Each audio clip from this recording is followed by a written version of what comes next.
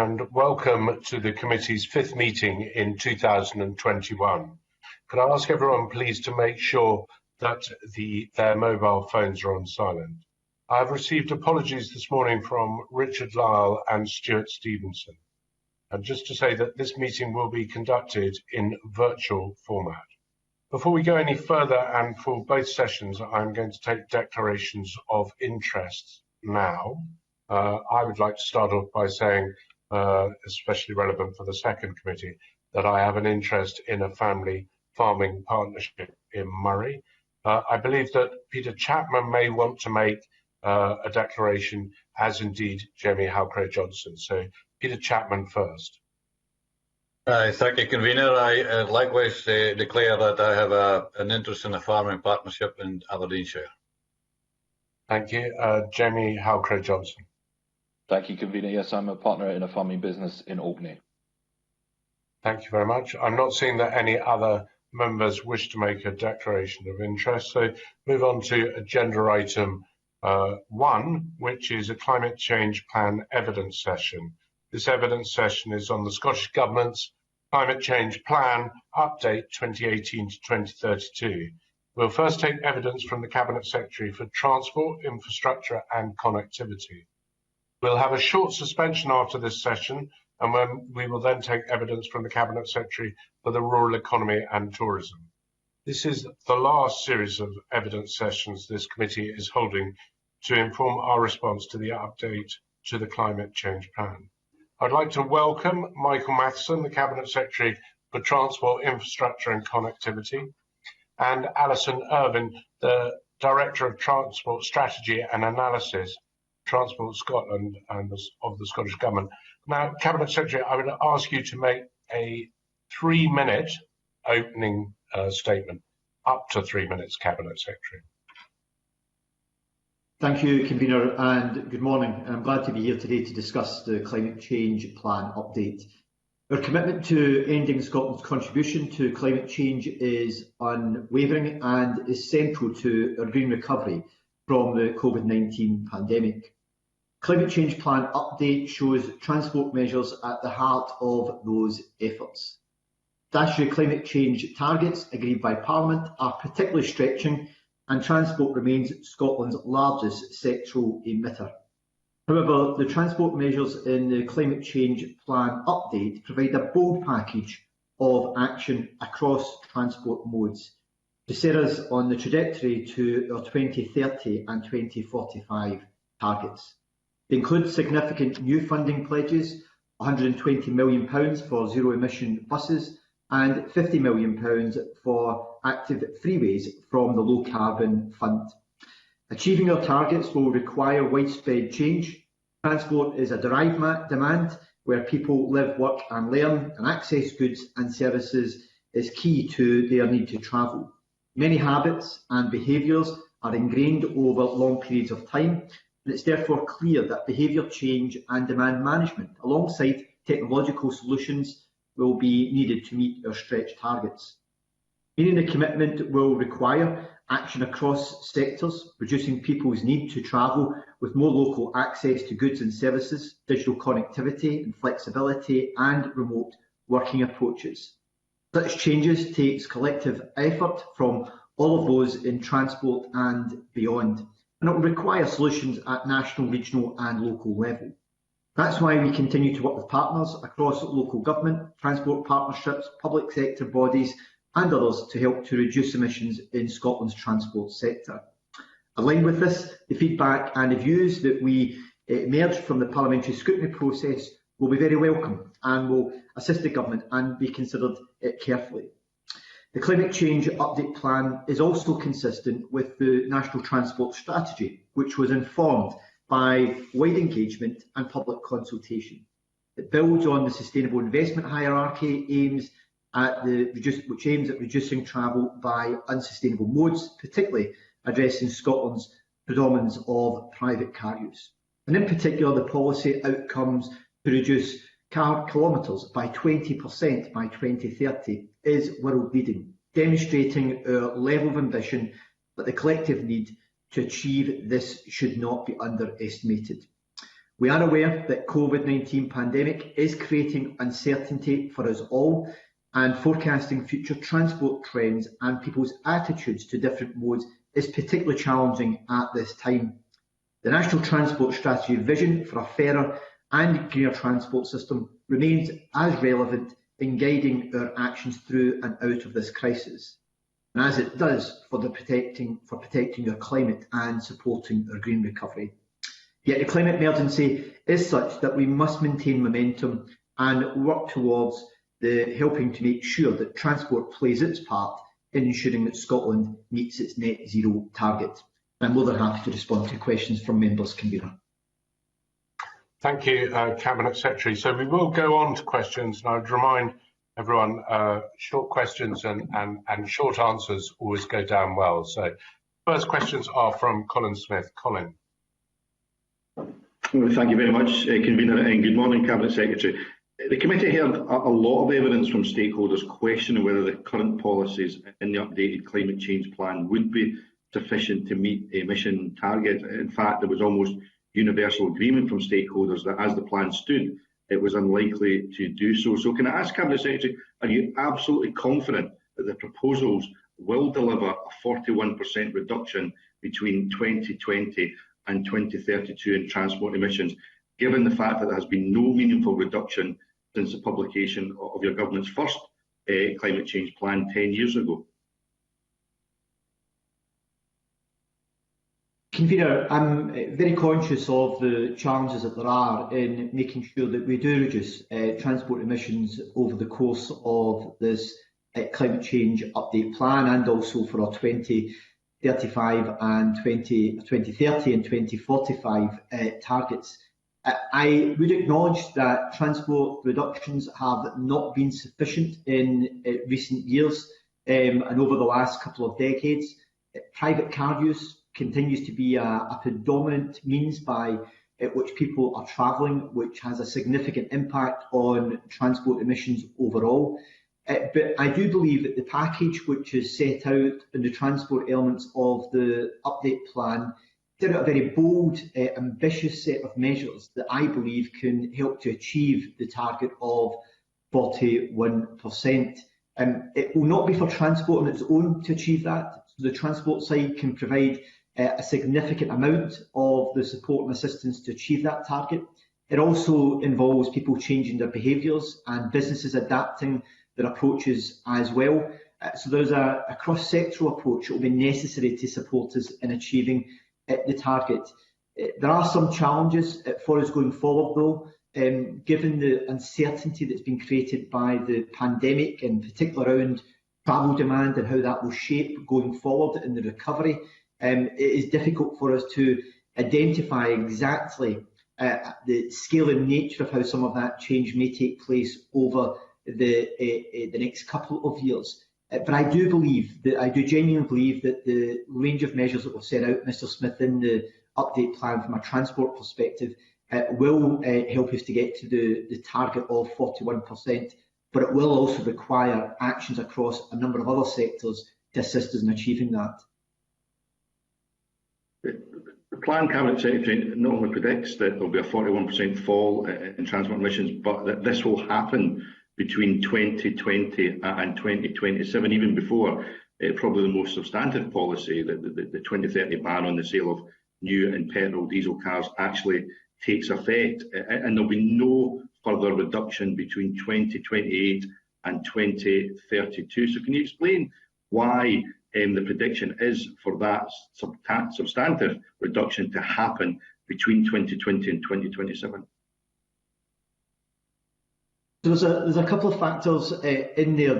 I think the first thing I would say is that the times modelling is just one element of the process that provides us with some evidence to judge and to assess the progress that we are making. Part of the reason is that there is a timeline that's been set out is because of the nature of the way in which some of the new technology will be introduced that will help to support us in achieving this target. Some of it will come, I suppose I could best describe it as being in quite a lumpy way. It won't all come on stream at the same time. Different sectors will make use of it over a different period of time and at a different time scale. So that will create some uncertainty and some challenges. Therefore, it's difficult to expect a steady pattern of change over that particular time frame. The other factor that I think is worth keeping in mind here as well is that although we are setting out our objectives within the 20 to 2027 time frame, if we reach our target by 2027, it's not a case of saying, well, that's it, we will go no further. It will allow us to then look at pressing on beyond that. So I wouldn't see that time frame as being, once we get to that particular point, by 2027, no further progress will be made. I would expect to see further progress being made, but I do think some of it will happen in a fairly inconsistent way over the course of the next 6-7 years, because of the nature of the way in which technology will be deployed in different sectors, in different ways in transport, which will have an impact on the overall figure that we can achieve in that time frame. That's interesting, because obviously the model in the report projects no further progress beyond 2028. So it's an interesting phrase that there could be further progress. But in your opening comments, Cabinet Secretary, you raised the challenge of making predictions given the uncertainty of the pandemic. But the plan update does not predict any bounce back in transport emissions in the years following the eventual lifting of coronavirus travel restrictions. Is that really realistic? There won't be a bounce back, and if there is a bounce back, what would such a rebound effect have on the likelihood of meeting that 2032 target?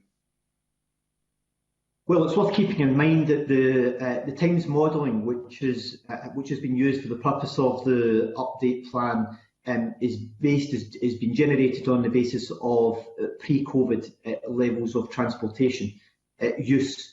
And clearly, during the course of the pandemic, there has been significant levels of uncertainty around the future demand for public transport. The scale and nature of which at this stage is still unclear and may remain unclear for some time. What we are doing is that we are trying to develop a range of policies that can help to try and mitigate some of the risks that could be associated with a possible bounce back on emissions. Some of that was set out just last week in the STPR2 Phase 1 report, in the prioritisation we're given to decarbonising a whole range of areas within the public transport sector, and in how we can enhance and improve alternatives to car use. So at this stage, I'll be being honest and open with the committee. There is a level of uncertainty, Mr. Smith, around the nature of how demand will shape going forward, largely because of the changing patterns that we saw as a result of the pandemic. Colin, is that you finished, or do you want to go back? Thank you, yeah. Okay, thank you very much, Colin. Peter Chapman, I think you've got the next questions. Peter. Yeah, thanks, Convener, and good morning, Cabinet Secretary. The detail in the plan says that there are 8 transport policy outcomes in the plan. So can you tell us what proportion of the 41% will be delivered by the various parts of the plan? Have you got that kind of detail at the hand? And if not, how can you be sure that you can deliver 41% over the 8 policy outcomes? Good morning. The way in which the transport section in the update plan has been set out is it follows an approach across, as has been taken across the rest of the update plan in other sectors, which it doesn't give a carbon footprint on each of the specific measures or the interventions that are being taken forward, given that there are a whole range of different variables between now and 2030 and 2045 that could have an impact on that, technology being a very good example of that. What I do believe, though, is the case is that the transport section provides a very bold and credible package that can help us to move forward to achieving our net zero target. And the only other factor I would say in amongst this is that there are, as I mentioned just in my earlier comments, there is still a significant level of uncertainty around future transport demand and the shape of future public transport off the back of the pandemic and some of the societal changes and business changes that have taken place as a result of the pandemic that may have an impact on some of the measures that we are planning to take forward. But the transport provisions, Mr Chapman, follow the same approach that's been taken in other sections within the update plan on the measures and the way in which we've framed those within the policy set out within the update plan. So basically what you're saying that you really don't know what each part of the plan will deliver. I mean, I agree that it's a bold plan, but I struggle to see how you can ever achieve it when there are no interim milestone either. So there's no interim milestones being set to monitor progress towards meeting the 8 policy outcomes. I mean, it's all very well to have a bold plan, but you need to have some work behind it to convince the general public and indeed this committee that the necessary work is there to allow it to achieve the 41%, and we're struggling to see that. Well, certainly I am. Well, look, in terms of your point, and I recognise the challenge that you're putting to me. If you just take, for example, the issue of setting interim targets, is that the ultimate target is that for 2030 and for 2045, they are statutory targets that the Parliament has set, that Parliament has signed up to, and the government will have to work hard to deliver. But I don't want to appear evasive on this, but the reality is that there are a range of significant factors that could influence any of these targets. Let me just take technology that I've already mentioned this morning. We saw, for example, just over the course of the last couple of years, the rate and number of new zero-emission vehicles that have gone to the market has massively increased over a very short period of time. And we can see the car industry investing billions into zero-emission vehicles. And we expect that to continue in the years ahead. As that market expands and develops, and as we see greater use of it, not just in private vehicle use, but in commercial vehicle use, it will have a significant impact on supporting us achieving their targets.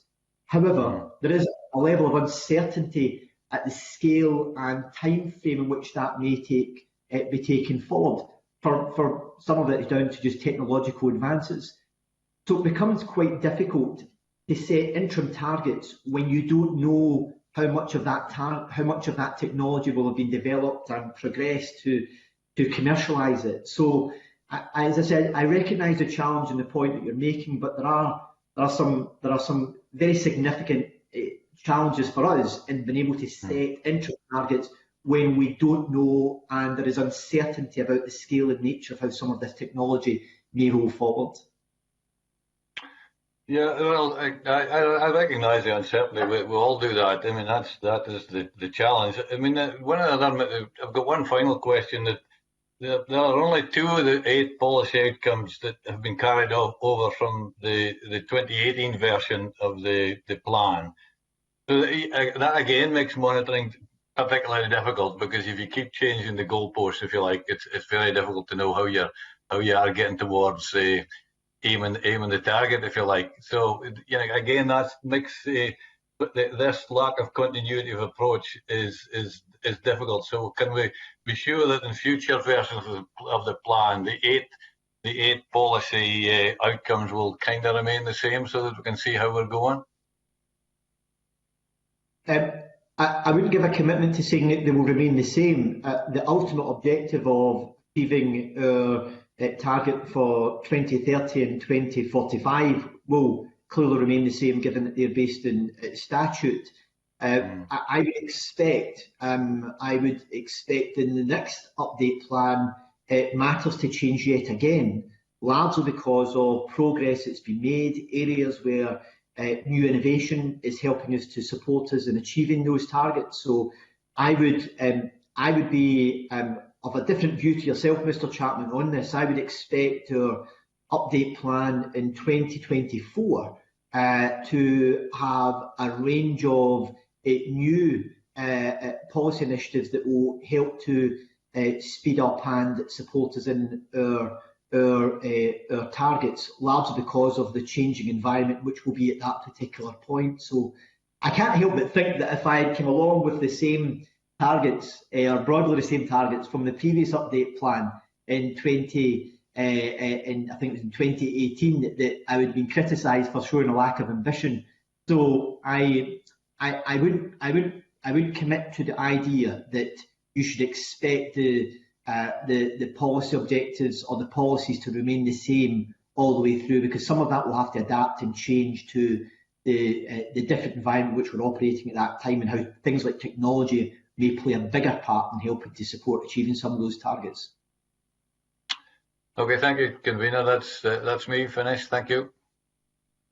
Cabinet Secretary, before we move on to the next question, I'm a little bit confused, and I'd like to go back on the points you just raised with Peter Chapman. I wouldn't criticise you for a lack of ambition. What I'm confused is you've come up with a plan with lots of outcomes in it. You don't know how much each outcome is going to deliver. You don't know when it's going to deliver it by, but you're hoping it's going to deliver the outcome that you want. You know, have no way of measuring it.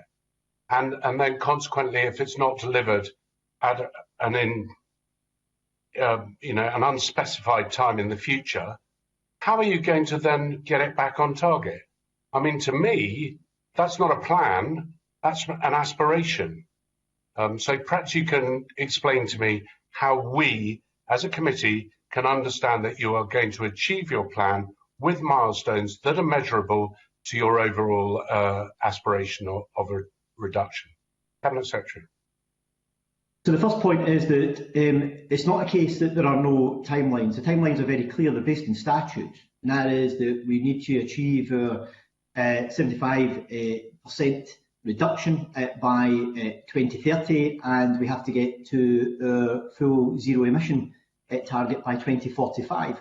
And the policies and the approach that we take will have to support us in achieving that. What is more challenging is that some of the policy areas that will be taken forward to assist us in achieving that, which has been recognised by those in the Committee on Climate Change, is that some of them are at the very edge of technological capability. Some of the technology that will be necessary to assist us in achieving these targets is not available at the present moment. And some of that technology will come on stream in supporting us in the years ahead.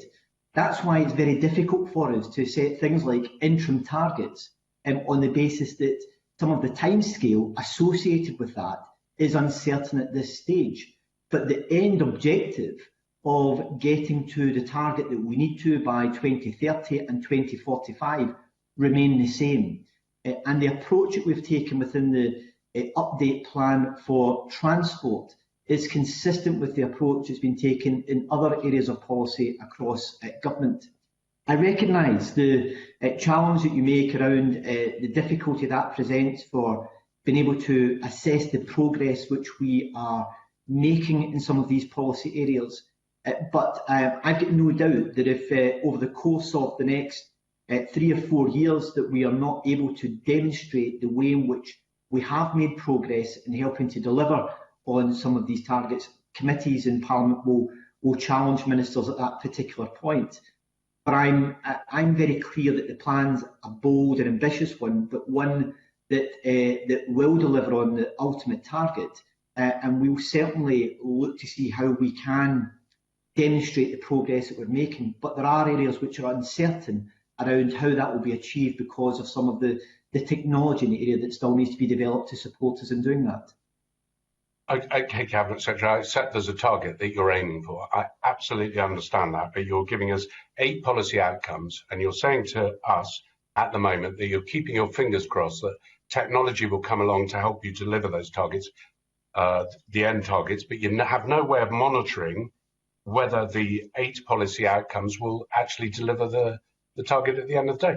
I mean, truthfully, if that was a business plan submitted for a business, I think you'd be asked really serious questions, and I'm not hearing the answers to them. Well, let's keep in mind is that Parliament has set the statutory target of 75% by 2030, and the Committee on Climate Change and others have highlighted that a target of that level at this particular point is a considerable stretch target because of the limitations on technology that's available to help to achieve that. That's not to say that we can't work to deliver on it, but we are pushing the boundaries. If I take, for example, the commitment to reducing car kilometres by 20%, that's a policy which we will set out the route map, hopefully later this year as transport recovers from the pandemic going forward, that we'll set out a route map on how we intend to take that forward and implement it and to achieve that target.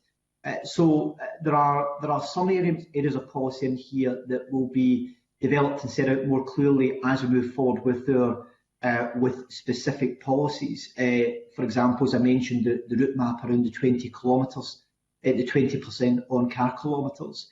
But there are some areas that remain challenging for us to be able to provide you with the evidence that you're looking for because of the technological challenges that are associated with it. Okay, we will move on. I've just said my comment to that is it's fine setting a target, but if you don't have a plan of how to get there and you're relying, fingers crossed, on technology to deliver it, what will happen is if you don't deliver it on time, there'll be industries or parts of the industries that you feel haven't delivered, who will then put under increased pressure to deliver without knowing how they're going to do it. But Angus MacDonald has got the next question. Angus. Okay, thanks, Convener. Good morning, Cabinet Secretary. If we could look in a bit more detail at the travel demand management. You mentioned in your opening remarks that the draft CCPU also includes one travel demand reduction policy outcome, which, and as you've just alluded to address our over-reliance on cars, will reduce car kilometres by 20% by 2030, which will clearly require the reversal of a decades-old trend in growing car use. So with that headline transport policy outcome in mind, can you give us maybe a bit more detail as to what that means in practice and what baseline it'll be measured against?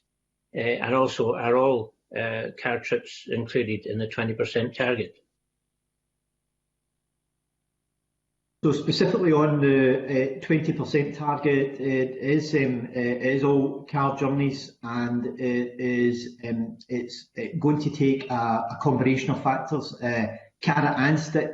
So incentivising people to make greater use of public transport and to make sure that that public transport is decarbonised as much as it can be, to also to look at things like the use of workplace parking levies, low emission zones, all have a part to play in helping to change behaviour in the use of cars. But alongside that, Mr MacDonald, what we will do is that we will set out a route map, as I say, hopefully later this year, on the pathway to taking forward meeting this particular policy target. And we will use the baseline from 2019, the pre-pandemic baseline, to assess that 20% reduction from. So it will be based on pre-pandemic levels. The bit that is uncertain just now in terms of the delivering the route map, and the reason I say hopefully by the end of this year, is because of the uncertainty around the use of public transport and the use of transport in general going forward. And we need to take that into account. So what patterns that have changed in journey times that have changed in the way in which people use public transport potentially has changed in a permanent way.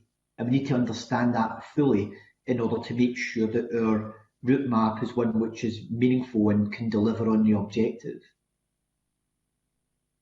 Okay, can you give us any more details with regard to the carrot and stick approach at the moment? You know, how will we attract people to alternatives to car travel with approaches meant to make car use less attractive? So not all of this sits within transport, so it will require a cross-sectoral approach.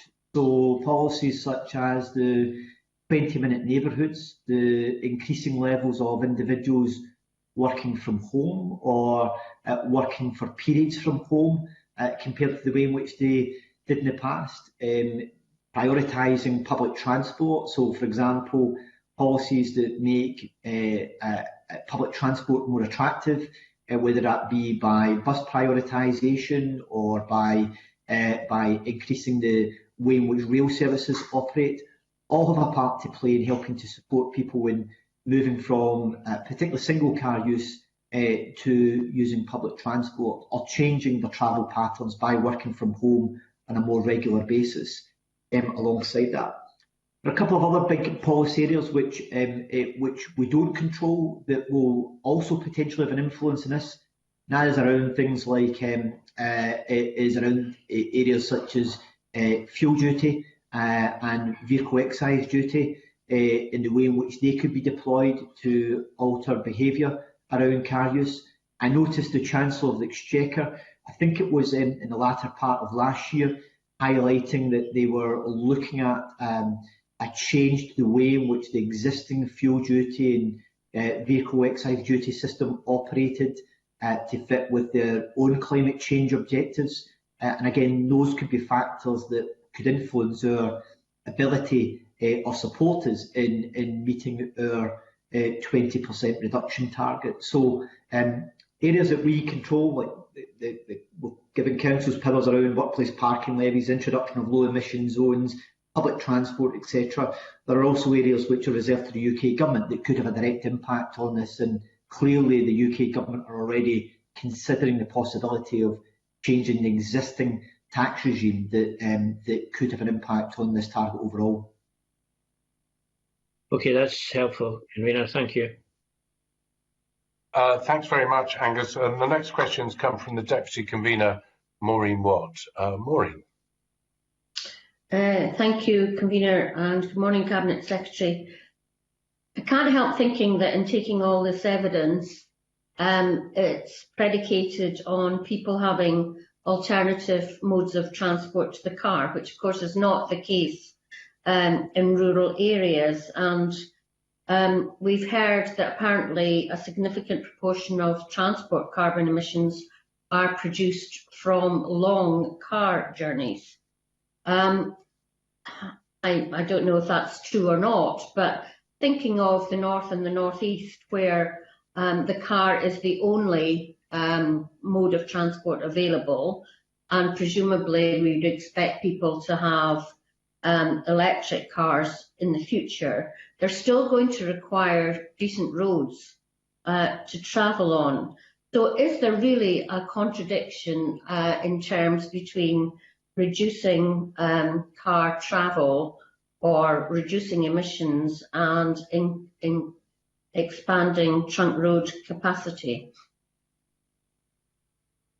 The approach, I don't subscribe to this view that investment in road infrastructure in some way would suggest that we are undermining or not supporting our approach to achieving our net zero targets. Good road infrastructure is critical to local communities and it's also critical to our economy. So investment in road infrastructure will be required going forward. What we have set out in our National Transport Strategy and also in the Infrastructure Investment Plan, which I published just last week, is that we are prioritising investment in maintenance and upgrading existing infrastructure, which is reflective of the recommendations that were made by the Infrastructure Commission for Scotland and also the feedback that we received during the course of the consultation on our national transport strategy. So priority has been given to maintenance and upgrading of existing infrastructure. What we are not doing, though, is we are not investing in road infrastructure in a way that is simply there to sustain uncontained growth in car use. So where we are carrying out enhancements, some of that will be with a focus on safety, because some road infrastructure improvements are about improving safety as well as improving connectivity. So there is a balance that we are trying to strike in improving road connectivity, which is critical to communities and their economy, while at the same time focusing our broader investment as being in helping to improve maintenance and the upgrading of existing infrastructure, and at the same time trying to make sure we balance that off with investing in areas such as active travel, public transport in a way that helps to sustain and grow our public transport network as well. So I don't subscribe to this idea that investing in roads, though, is simply undermining our climate change objectives. That will still be required to an extent, but we have reprioritised the way in which we are investing in the future, which is reflected in the NTS and also the infrastructure investment plan. Maureen. So, thank you, and this is my last question. So, how do you feel that people who live in rural areas and are in travel to what it be, if you take the A96, Inverness at one end, Aberdeen at the other end, and the larger towns in between, if they're in travel to work areas to there, how do you feel that people in rural areas, apart from getting an electric vehicle, can contribute to reducing emissions? So I think you raise a good point, because very often people in rural areas are on their cars because they don't have the opportunity or the option to make as much use of public transport. Bus services may be more limited, and many may not have train connectivity. So a big part of that is, I would say, in rural areas, is about helping to support digital connectivity, to support people who do live in our rural communities to be able to work from home or to run a business from home. And good digital connectivity is extremely important in helping to support that, which can reduce the need for them to have to travel for the purposes of work, which is why the R100 programme is so important in helping us to assist in achieving that. So I do recognise that a combination of rural transport and the needs for people in rural communities to be more dependent upon their cars, but digital connectivity is probably one of the other areas, I would say, that can help to support us in assisting people in rural areas to be able to work from home or to run a business from home, which can potentially help to reduce the need for them to commute for work purposes. Thank you, Thank you. Thank you, Maureen. And Jamie Halcrow-Johnson, I think you want to come in on that one. Yes, thanks very much, Convener. It was just a very, very quick couple of supplementaries. The Cabinet Secretary and Maureen Watt covered some of the points I was looking to make about rural communities. Can the Cabinet Secretary then, given what he said, confirm that rural communities, the rural Scot will be unlikely to be part of meeting this 20% target to reduce car kilometres? And also, given that the projects like the upgrades, the dualling of the A9 and the A96 are likely to increase car journeys, can he confirm that the Scottish Government is still committed to those projects and those projects being delivered within the original target timescales? Cabinet Secretary. So I think it would be foolish for us to think that the 20% target would apply consistently across the whole of Scotland in a similar way. So I think that that simply won't happen. The 20% target is a national target, and I would expect our urban areas and our major urban areas in particular to be a larger contributor towards that target than some of our rural communities, for the very reasons that I just outlined to Maureen Watt about the need for people who live in rural areas to be more dependent upon their car.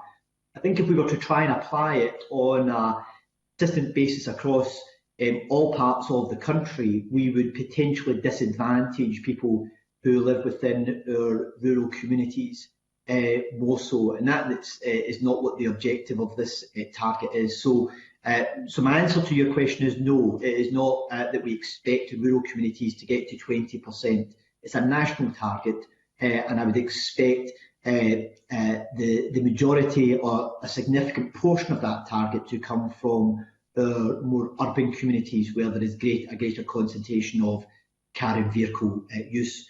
And in relation to the A9 and the A96, we remain committed to both the projects and also in the time frame that we have set out in taking those forward. So they're both major infrastructure projects that I believe will play a significant part in helping to support the economies and the communities that will be served by both the A9 and the A96, while at the same time also helping to improve safety, which is a significant issue on both of these roads. Okay, thank you, Convener. Okay, thank you, Jamie. The next questions are from Mike Rumbles. Mike. Good morning. Good morning, Cabinet Secretary. I've got two questions. I'm going to focus them really on electric vehicles. My first question is about incentivisation. How exactly is the Scottish Government going to incentivise the purchase of electric vehicles? Because they are incredibly expensive. Good morning, Mr. Rumbles. So you'll be aware that we have had in place a programme for a number of years now to provide loans to support people to purchase electric vehicles, because I do agree they remain expensive and out of reach of most households. Although we are seeing the price starting to reduce, and there is an expectation, I believe, from the car industry that they think the crossing point between the price differential between the electric and combustion engine vehicles is likely to cross over in the next 3 or so years. But the price still remains high. The scheme that we have operated has been based on loans to help to support people and they're able to purchase an electric vehicle. What we don't have is we don't have the same levers that are available in, if I was to take some countries in Scandinavia, the approach that they've taken to electric vehicles, largely because we don't control VAT on vehicles and some of the taxes which are associated with vehicles. So I think there are other levers that could be used that are out with their gift that could help to reduce the cost of electric vehicles and increase the number of people who are able to purchase them. But we're continuing with our loan scheme to try and help to support people. Alongside that, the rollout of our charging network to remove what is one of the biggest barriers alongside cost to purchase an electric vehicle, and that is range anxiety. And we now have over 1,500 public charging places across Scotland, which is one of the highest densities in the UK. But there's still more for us to do in this, and we need to continue the rollout of our public charging network and also to encourage private sector investment in the charging network as well. Thanks for that, Cabinet Secretary.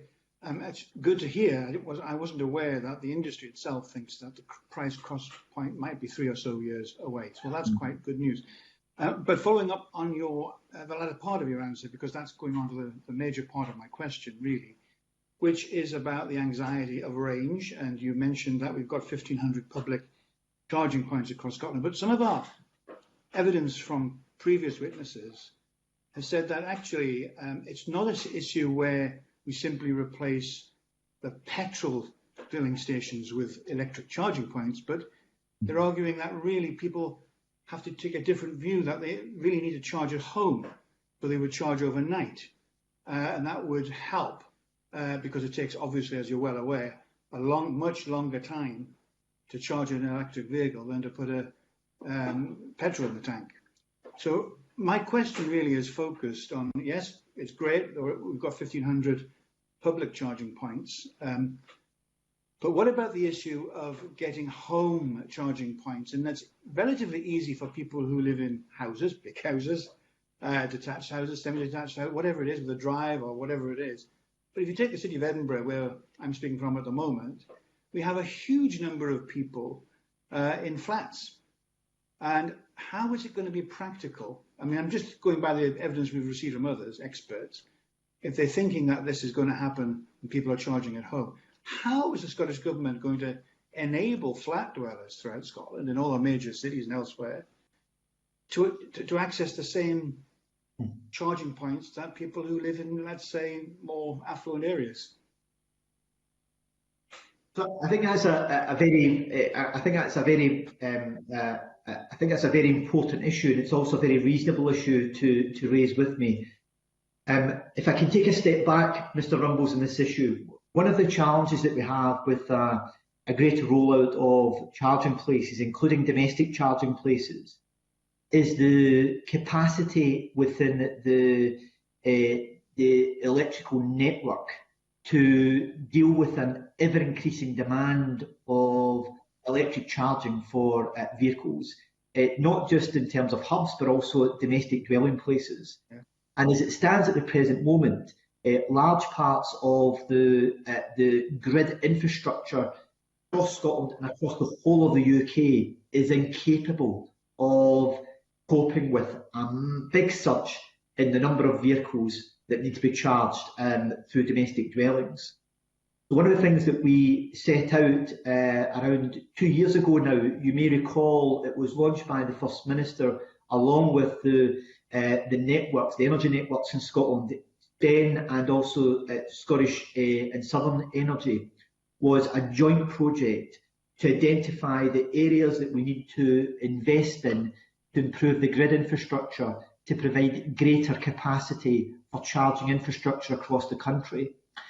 So there are a couple of projects that are already well advanced, one which Spen have been taking forward in Lanarkshire, which has resulted in them identifying areas within the grid infrastructure locally where they can sustain a big increase in charging infrastructure, and then deploying charging infrastructure in those areas and identifying the areas where they don't have the capacity, and then looking to identify what has to be put in place to provide that grid reinforcement. And we're doing the same with Scottish and Southern in rural Scotland, particularly in the West Highlands, in identifying the infrastructure investment that may be necessary to reinforce the grid in those areas to provide the type of charging infrastructure that may be necessary. A very good practical example is that there are many bed and breakfasts in West Coast Scotland, and I'm sure in North East Scotland as well, that would probably want to have a charging facility for guests that may be using an electric vehicle for staying with them overnight. But we need to reinforce the grid infrastructure to support that. So Scottish and Southern are looking at the measures that might be necessary from that, including during the summer months introducing what they have described as being pop-up charging infrastructure to support tourists with the need for charging infrastructure. Specifically on charging in urban areas and tenement areas, the most effective means for us to help to support that is not going to be through everybody being able to charge their cars, but by creating and working with councils to create charging hubs where people can park their car and they can charge it nearby within their local neighbourhood. And there's a programme of work which we're taking forward with their counterparts in local authorities through the Charging Places network in how we can create hubs, and they can identify areas where hubs could be created for individuals to be able to park their car up nearby and have it charged. And that's a programme of work which we're encouraging local authorities to take forward as part of their bids for the Charging Scotland network that we have in place at the moment. So if I take, for example, my own constituency, we have one of the biggest charging hubs now in Scotland at Falkirk Stadium, which is part supported by solar energy, but it's a community hub that individuals can come and park their car at and get it charged up close to the town in order to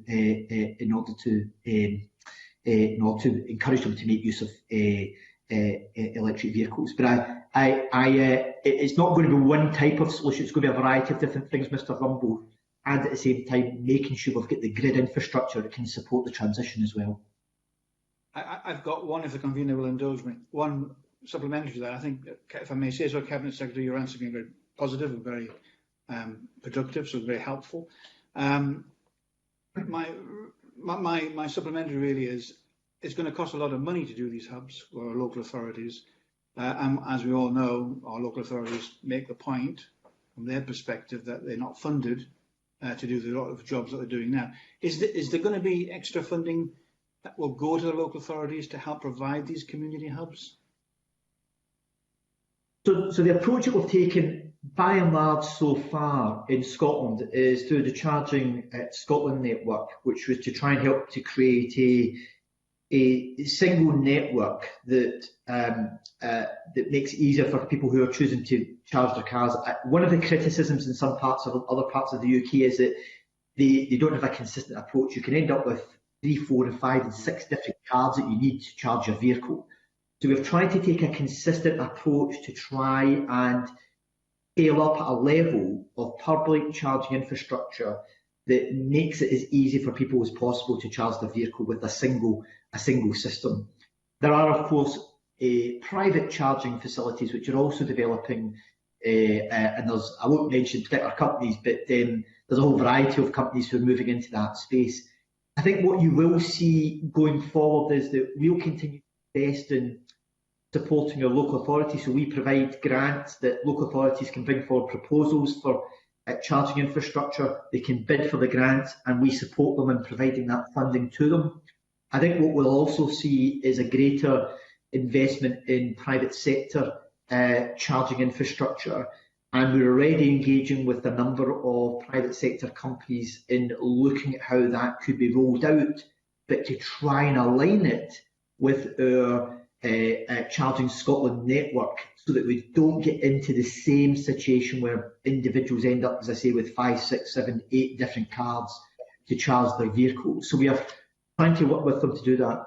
The other bit that's important in doing that, though, is that we also we don't want to get into a situation where the rural Scotland is disadvantaged by private sector investment on the basis that they don't think there are the same economic returns from investing in rural communities. So we're working with them to try and identify a way in which we could support some of that private sector investment in rural communities that may require a level of subsidy to help to make sure that the investment takes place in rural communities as well. So we're trying to avoid creating areas that lose out in private sector investment through commercial decisions that companies just decide it's not as financially viable for them. So we're having that engagement just now. So I think the pattern, well, I can say the pattern will change going forward, Mr. Rumbles, with more private sector investment alongside our public sector investment. But we want to do that in a consistent way to try and make it as simple, as straightforward as possible, while also making sure that our rural communities don't lose out in that investment. Well, I found that very helpful, Cabinet Secretary and Convener. Thanks very much. I've now finished my questions. Thanks, Mike. The next questions come from John Finney. John. Thank you, Convener. Good morning, Cabinet Secretary. You'll note, Convener, that one of the areas I was going to question on has been addressed. So I'd like clarification, if I may, from the Cabinet Secretary on an earlier answer. And this was in relation to Mr. Halco Johnson and the dualling of the A9.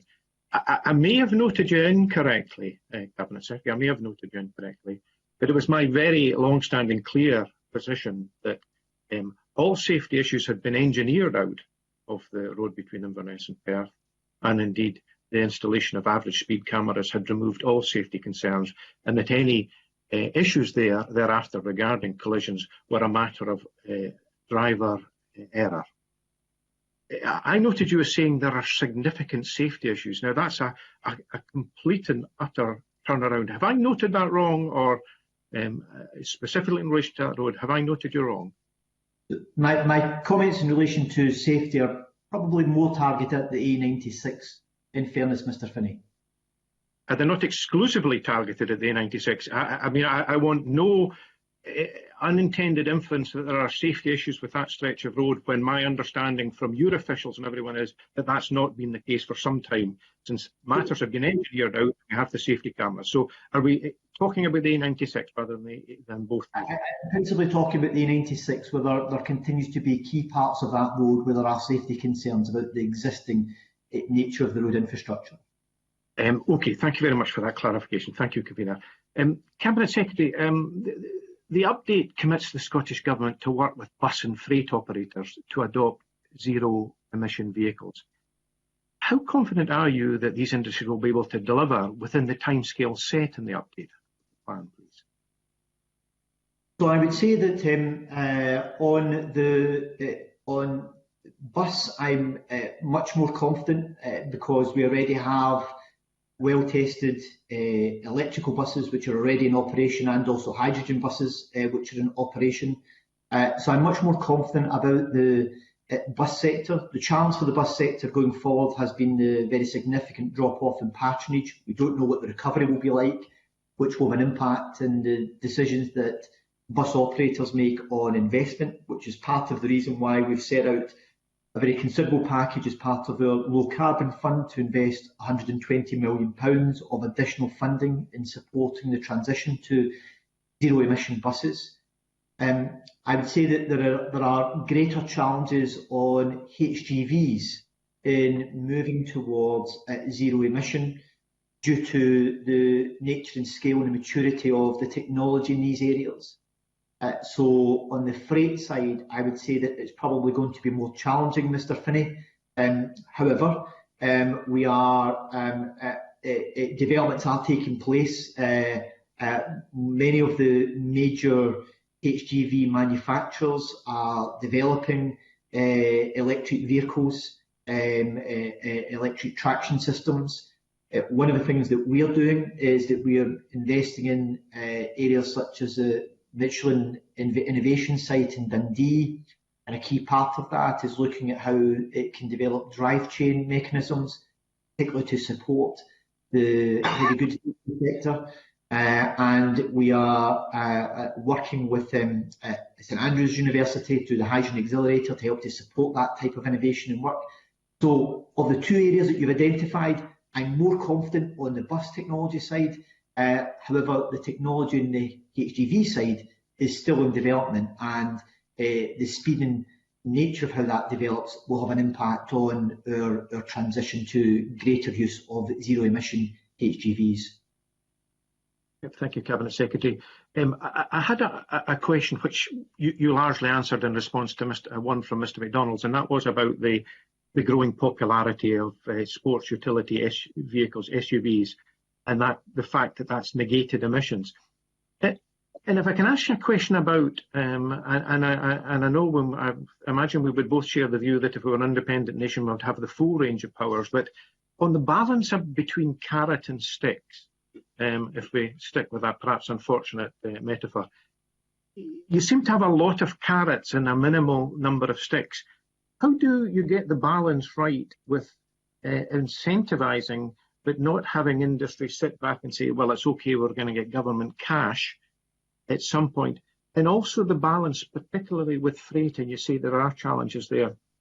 The balances of perhaps, of course, encouraging, because we're going to need a mix of freight methods of conveying freight, but moving that balance slightly, tipping it towards rail, where that is perhaps a better option for conveying significant amounts of freight. So how do you get both these balances right, please?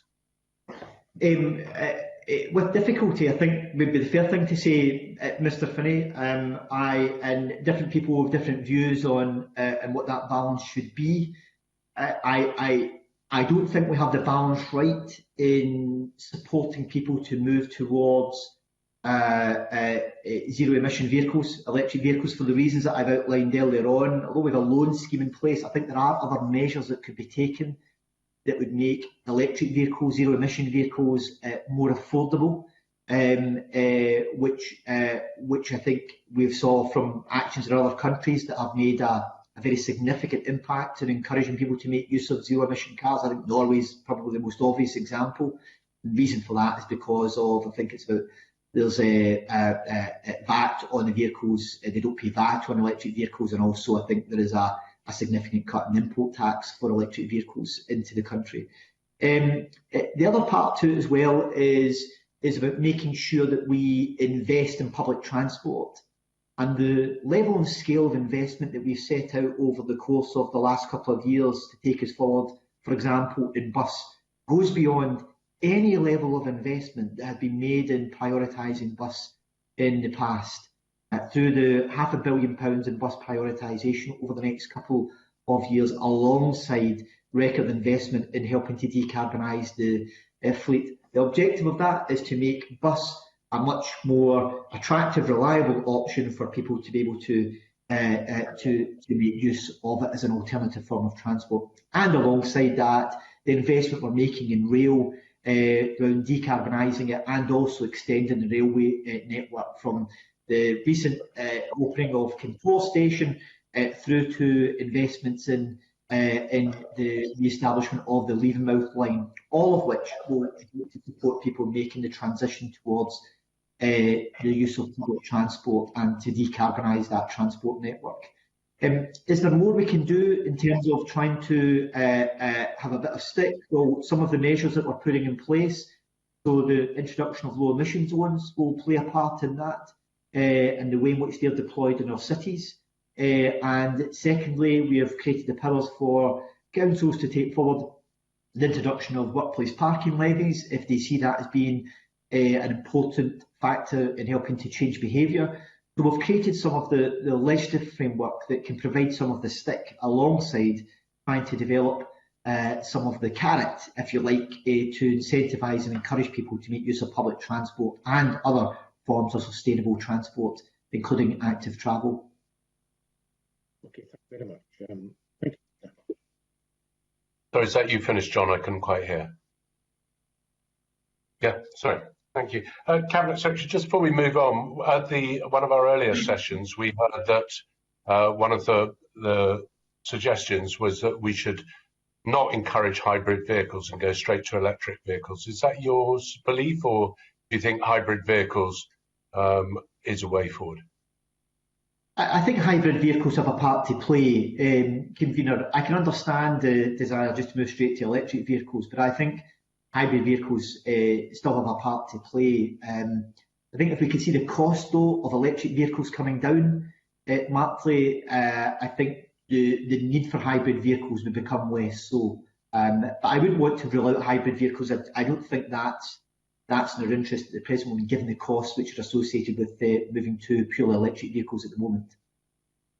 Thank you. I think it was a comment that Chris Stark made when he gave evidence to the committee. I hope I haven't misquoted him, but I think that's pretty much what he said. Next question then from Emma Harper. Emma. Thank you, Convener. Good morning, everybody, and good morning, Cabinet Secretary. A couple of questions on active and sustainable travel. And Cabinet Secretary, you've mentioned already investment in bus transport and decarbonisation of buses and rail. I'm interested to know that the Scottish Government has a long-standing policy to create modal shift, so car to public transport and even increasing walking and cycling. And the graph in front of me it shows between 2010 and 2019, so pre-pandemic, it shows that car journeys have increased to more than 50% of the journeys. So I'm interested to know, Cabinet Secretary, what will the Scottish Government do to increase modal shift and reduce car use? So, good morning. There are a number of different factors here. One is to make public transport more attractive and to encourage people to make use of that. So things like the extension of the under-19s concessionary scheme, again, can help to encourage young people to make use of bus. And as I mentioned earlier on in my answer to Mr. Finney, the very significant investment we're making in bus prioritisation and decarbonising of the fleet will play a big part in improving reliability. Alongside that, the record investment we're making in active travel through £500 million over the next 4 to 5 years, and on top of that, an additional £50 million in active freeways, again to help to support a greater expansion of active travel infrastructure to support people walking and cycling. These are levels of investment that are way beyond any level of investment in bus and active travel in recent years. So it demonstrates on our part a very ambitious approach to invest in trying to help to support people in making the transition to using greater use of public transport or active travel methods. And alongside that, some of the schemes that we have, for example, the e-bike loan scheme to help to support people who may want to purchase an e-bike, which, a bit like electric cars, are more expensive than normal bikes, to help to support them in being able to make use of active travel with an e-bike can assist them in doing that. So I hope that explains a range of different measures that we think can all play their part in helping to make public transport more attractive and also at the same time helping to support people in using other forms of sustainable travel, including active travel and whether it be walking or cycling. Thanks. Thanks. You mentioned e-bikes and the e-bike loan scheme, which I think is great because I know other members will talk about COVID and the impact of COVID, but I've had loads of people look at e-bikes and purchase e-bikes. Would this also include cargo bikes? So we have e-cargo bikes that could be used for the last mile delivery, for instance. Is that something that would be included? Yes, it is. So I know that there are some schemes that are already operating through support that's been provided through the e-bike or e-cargo bikes that have been provided. There are a couple of my own constituency in Falkirk, and there are also some in Edinburgh, and I believe in some other parts of the country as well. So yeah, e-cargo bikes have an important part to play. I think there's also an opportunity here for private sector investment. I don't see why some of our big delivery companies and also some of our big retail operators couldn't be looking at the potential use of e-cargo bikes as a means by which they could help to reduce car traffic on the road and a much more sustainable form of delivery. So some of the discussions we have been having with logistic companies is to encourage them to look at what's often referred to as the last mile of delivery. Is it if it's electric vehicles, or could you be looking at using e-bikes or e-cargo bikes as a means of delivery? So we're keen to encourage that, and we do provide funding, grant funding available to businesses, or loan funding that for moving towards cargo bikes. We also provide funding to different schemes, about nearly £1 million, about £900,000 a year, for local initiatives to purchase e-bikes, whether it be a local scheme, so it could be a local sports hub that wants to purchase a number of e-bikes that can be used locally, or it could be a local environmental group, or it could be a school that wants to purchase a number of e-bikes for use. That they can also apply for grants to create an e-bike hub within their facility that can then be loaned out to individuals to make use of. Okay, thanks. Just a final quick question then. You mentioned earlier about electronic charging hubs for cars by local authority in town centres or whatever. Would that maybe include charging hubs for bikes as well, so that folk would be encouraged to cycle into town centres and then they could lock their bike, secure it and charge it at the same time? I know that some of the new bike storage facilities that are being designed include charging facilities.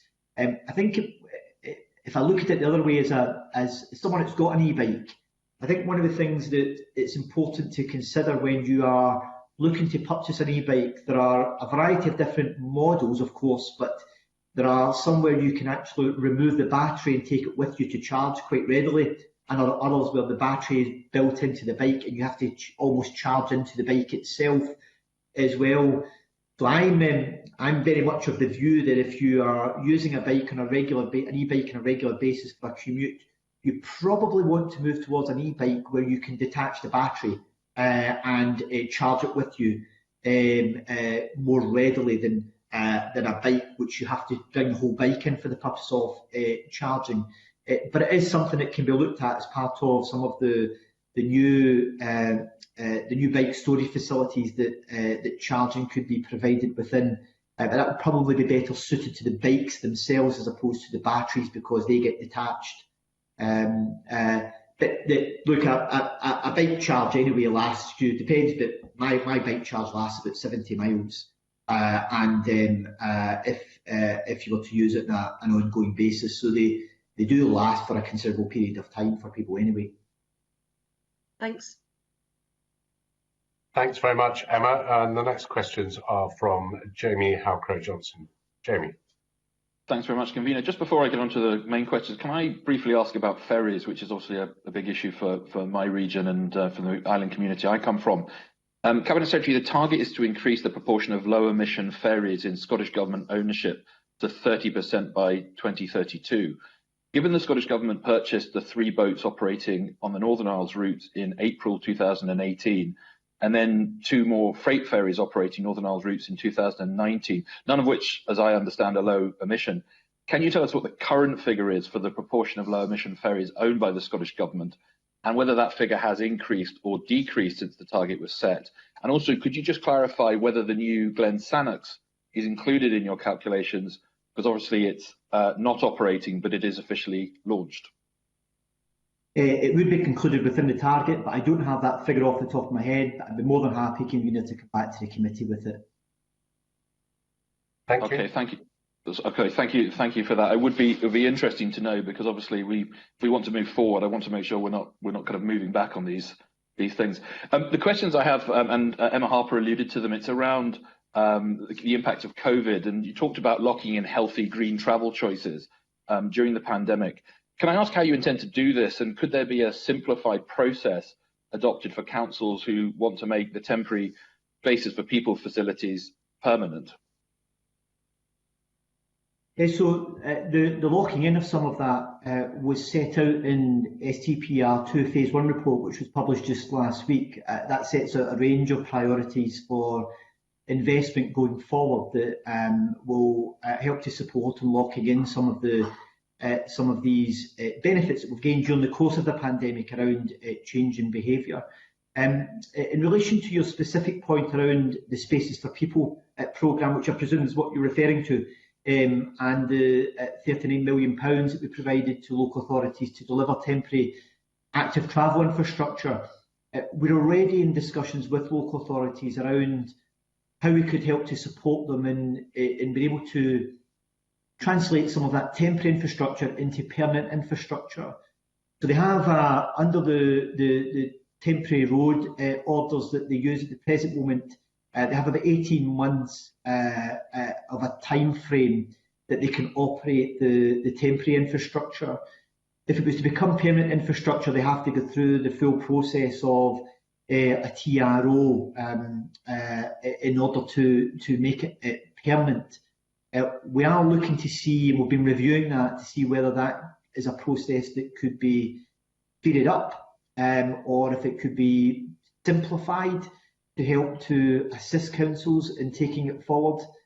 The big challenge here we have, though, is that a lot of the delay that's associated with TROs when it comes to active travel infrastructure is around community consultation and the way in which objections are dealt with. And the balance that we have to try and strike here is maintaining the right level of community consultation, which I know the member and others in the committee would want to make sure happens, but also trying to balance that against the need to make sure that we see a greater rollout of active travel infrastructure. So we're trying to identify ways in which we can help to improve that. And just last week I had a discussion with my counterpart in Northern Ireland and Wales, and they're experiencing the very same difficulty. And we were exchanging views on how we could try to improve and speed up that process. So yes, infrastructure, the temporary infrastructure that is working and is proving valuable, can we help to support them in making that permanent? And yes, we're working with local authorities to try and do that, but we're also trying to identify ways in which we can improve and speed up the process, because there are quite lengthy delays associated with some of the TRO process that make it difficult for councils to put temporary or to put permanent infrastructure in place, which is inhibiting progress to the scale and level that some of the councils would like to take forward. Yeah, I mean, I would certainly agree that there are differing opinions on some of the infrastructure that's been put in place, and it's vital that scrutiny remains. Can I ask? I spoke to had a meeting with ScotRail, as I'm sure you have on many occasions, in regards to the significant shifts in work and travel patterns, which are likely to have huge implications for public transport use. Can I ask how you intend to support a return to public transport and encourage it as we exit travel restrictions? And also, are there other ways that you can promote it, such as flexible season tickets or encouraging more home working? So I think that's a really important point. You know, we've obviously provided in the region of around £700 million in helping to maintain and support transport operations over the course of the pandemic so far, and helping to maintain services. Recovery is going to be an important part of helping to support the industry to come out of the pandemic. Specifically on things like rail, we're already, and I know ScotRail are already considering a range of ticketing options that could be deployed to help to incentivise people back onto rail, but also to provide greater flexibility, because work patterns may have changed. So things like the existing flexi passes and the time limits around them for when you have to make use of them may no longer be suitable. You know, for example, tickets have to be used within a month. Some people may say now, actually, I really need to use them over 2 months rather than a month. Well, we need to demonstrate flexibility in those changes in work patterns and travel behaviours. So, in short, yes, we are looking at these options. ScotRail are looking at these options, and part of it's about incentivising people back into public transport, and also trying to align them to the changing working patterns that people have as well, some of which remain uncertain, but we need to make sure that we address them going forward. Okay, thank you, Cabinet Secretary. Okay, Emma, I think you wanted to come in with a supplementary there. Emma. Thanks, Convener. That final wee sup was just the question from my previous section, so I don't have any further questions. I apologise, and it seemed I caught you on the hop by doing that, so I'm sorry. I've misread that. Okay, Cabinet Secretary, I think that comes to the end of this session on evidence. I'd like to thank you and Alison for attending, who remained very quietly in the background, and but thank you both for attending. And we are now going to take a 10-minute pause, committee members. So we will reconvene at let's go at 10:15 for the next session with the Cabinet Secretary for the Rural Economy and Tourism. So I suspend the meeting now till 10:15. Thank you, Convener.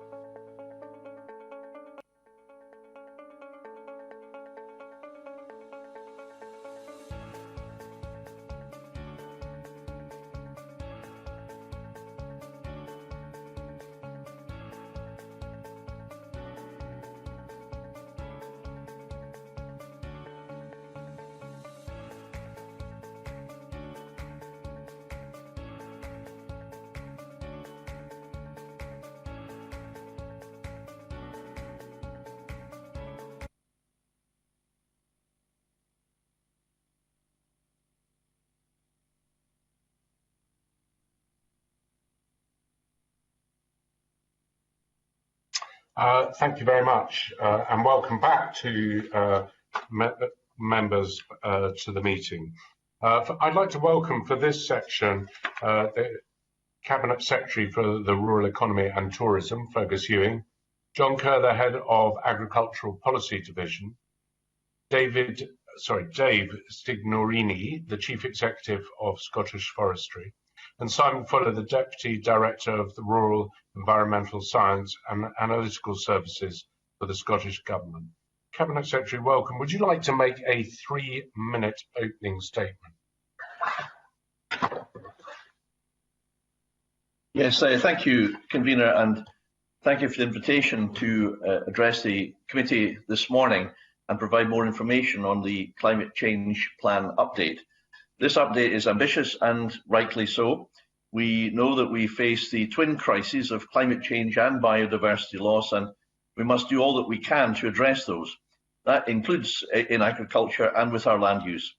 But I want to make very clear that Scotland's landscape and climate means that our role and reputation as a globally renowned food producer should continue. Our challenge now is to do this as sustainably as possible, to take from the good work already being undertaken by many farmers, making best practice everyone's practice. And it will be challenging, but I do think, excuse me, it can be done. We can produce food in a way that cuts emissions and contributes to our environment. And we can seize the opportunities that arise from doing so. That, in short, Convener, is our vision, and I hope that other parties and members will support it and the work we are now doing to turn it into delivery and action. The policies in the plan set out a route map which will minimise emissions and enhance sustainability. That route map sets the direction of travel, and we now have 5 in all farmer-led sectoral groups helping to determine and recommend how we get there. We have set out the macro approach, and they will determine the micro farm level changes that will be needed. A change of this scale can only be effective if you take people with you, and partnership is the key to achieving a just transition. Already this co-development approach is making real progress. In less than a year we have a practical set of recommended actions that can lower greenhouse gas emissions from the beef herd, enhance the environment and boost business profitability. The programme board, the Suckler Beef Programme Board, which I co-chair with Jim Walker, is now working at pace to deliver those recommendations. And I've formed 3 further farmer-led groups on dairy, arable, hill farming and upland, and in addition, one existing industry leadership group on pig sector, all to lead work in their various sectors. Each one is looking at research and evidence in Scotland and the UK as well as internationally. They're considering reports and recommendations that others have already made, and they are exploring how others are approaching these shared problems. They're engaging with wider stakeholders and agencies like Nature Scot. Crucially, they're listening to and learning from each other to come up with recommendations which, Convener, I hope will radically reform policy for farming and food production and how we support farmers and crofters in the future, and focus their activity on producing food sustainably whilst also taking a whole farm low carbon approach. The update also sets out our proposals to change how land is used in Scotland. Expanding and sustainably managing our forests are crucial to achieving our climate targets. They're ambitious, but I'm confident that public and private working together means we can deliver. And we're matching ambition with action and funding. I'm pleased that we've secured significant investment in the expansion of public and private forestry, but also for native woodland creation too, which is over 40% of what we planned. However, the challenge of tackling climate change is made more acute because of the £170 million reductions by the UK government to the Scottish Government Rural Economy Budget 2025. The Climate Change Plan update sets out a clear vision and route map for addressing climate change in agriculture and land use, and I look forward to members of the committee getting behind this effort and supporting a Team Scotland approach. Thank you, Convener. Thank you, Cabinet Secretary. The first questions then come from the Deputy Convener, Maureen Watt. Maureen. Thank you, Convener, and good morning, Cabinet Secretary. Among some of the stakeholders we've heard from, they feel that there is, at the moment anyway, a lack of clarity on what is required in the future, and a reliance on stakeholder groups without any direction setting to them, and non-specific commitments to explore, research and consult, and without a commitment to action. So can I ask you, is the government looking at a rural policy that looks very different from the one that we have today? And how, as a government that should be looking at food security for its citizens, feel that food security can be maintained and guaranteed while also looking at our climate change commitments?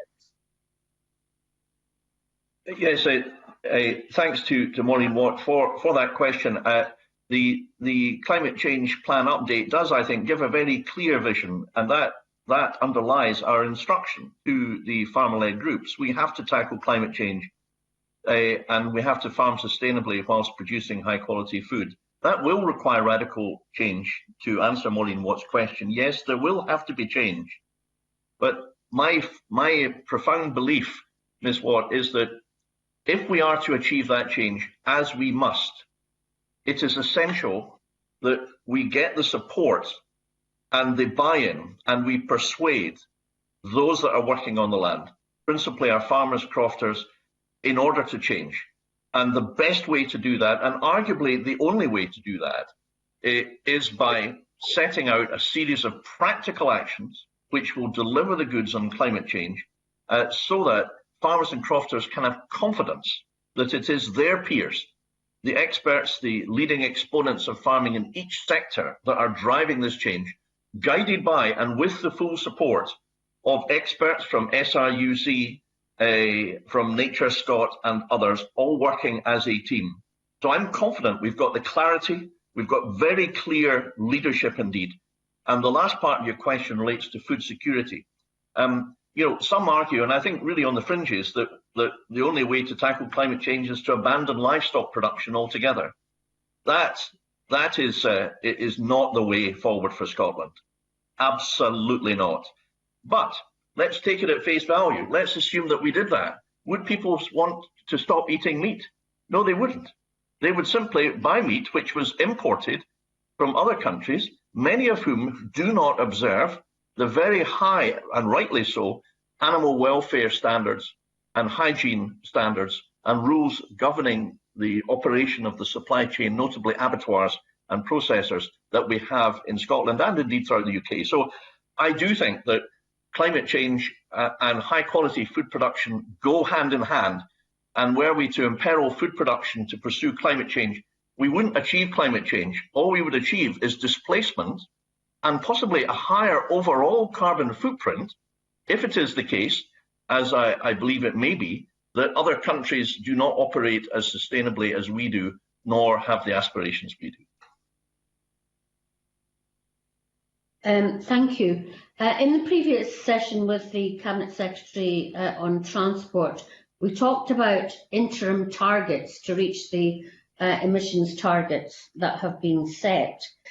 Do you have any details and timescales of how future rural policy needs to change in the coming years, and how the changes will lead to concrete emission reductions?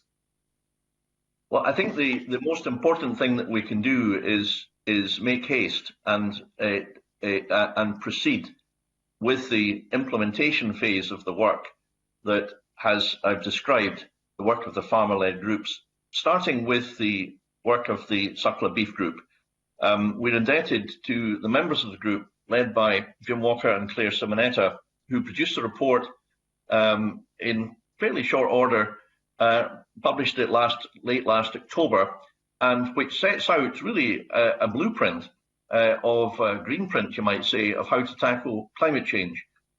We are now in the course of working with officials in order to plan the delivery of that.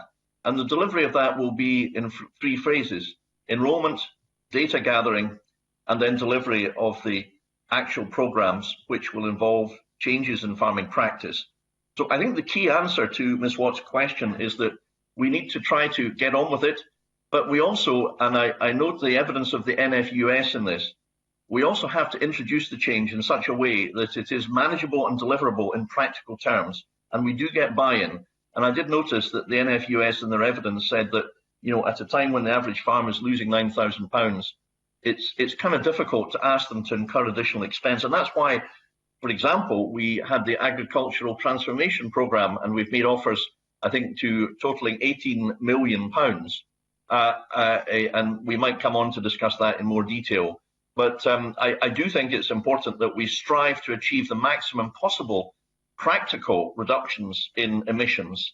And that is the aim of the farmer-led groups, to do so and to come up with practical, deliverable changes, radical changes in farming practice, which will be required. It will be conditions of obtaining future income support that farmers farm sustainably. But I think Ms. Watt will agree with her innate knowledge of farming that to do this and to get farmers to support us, we need to take them with us in this journey and have a practical debate with them. We don't turn up and myself as a lawyer, turn the farm gate and say, this is what you have to do tomorrow, Mr. Farmer. I mean, I think if I did that, I might well get an Anglo-Saxon reply of an epithet of 2 words possibly. So, that's not the way to do it. Winning hearts and minds is crucial to tackling climate change. And that idea underlies the farm-led groups. And I think actually it's why there is such enthusiasm in the farming community for these groups now. I don't know whether you've taken evidence from any of them in the course of your inquiries or whether you might have an opportunity to do so. But if you did, and perhaps time may not allow that, but if you did, I think you would get a real sense that this is an idea whose time has come. Thank you, Cabinet Secretary. Maureen. Yes, thanks for that. And this is my final question, Convener.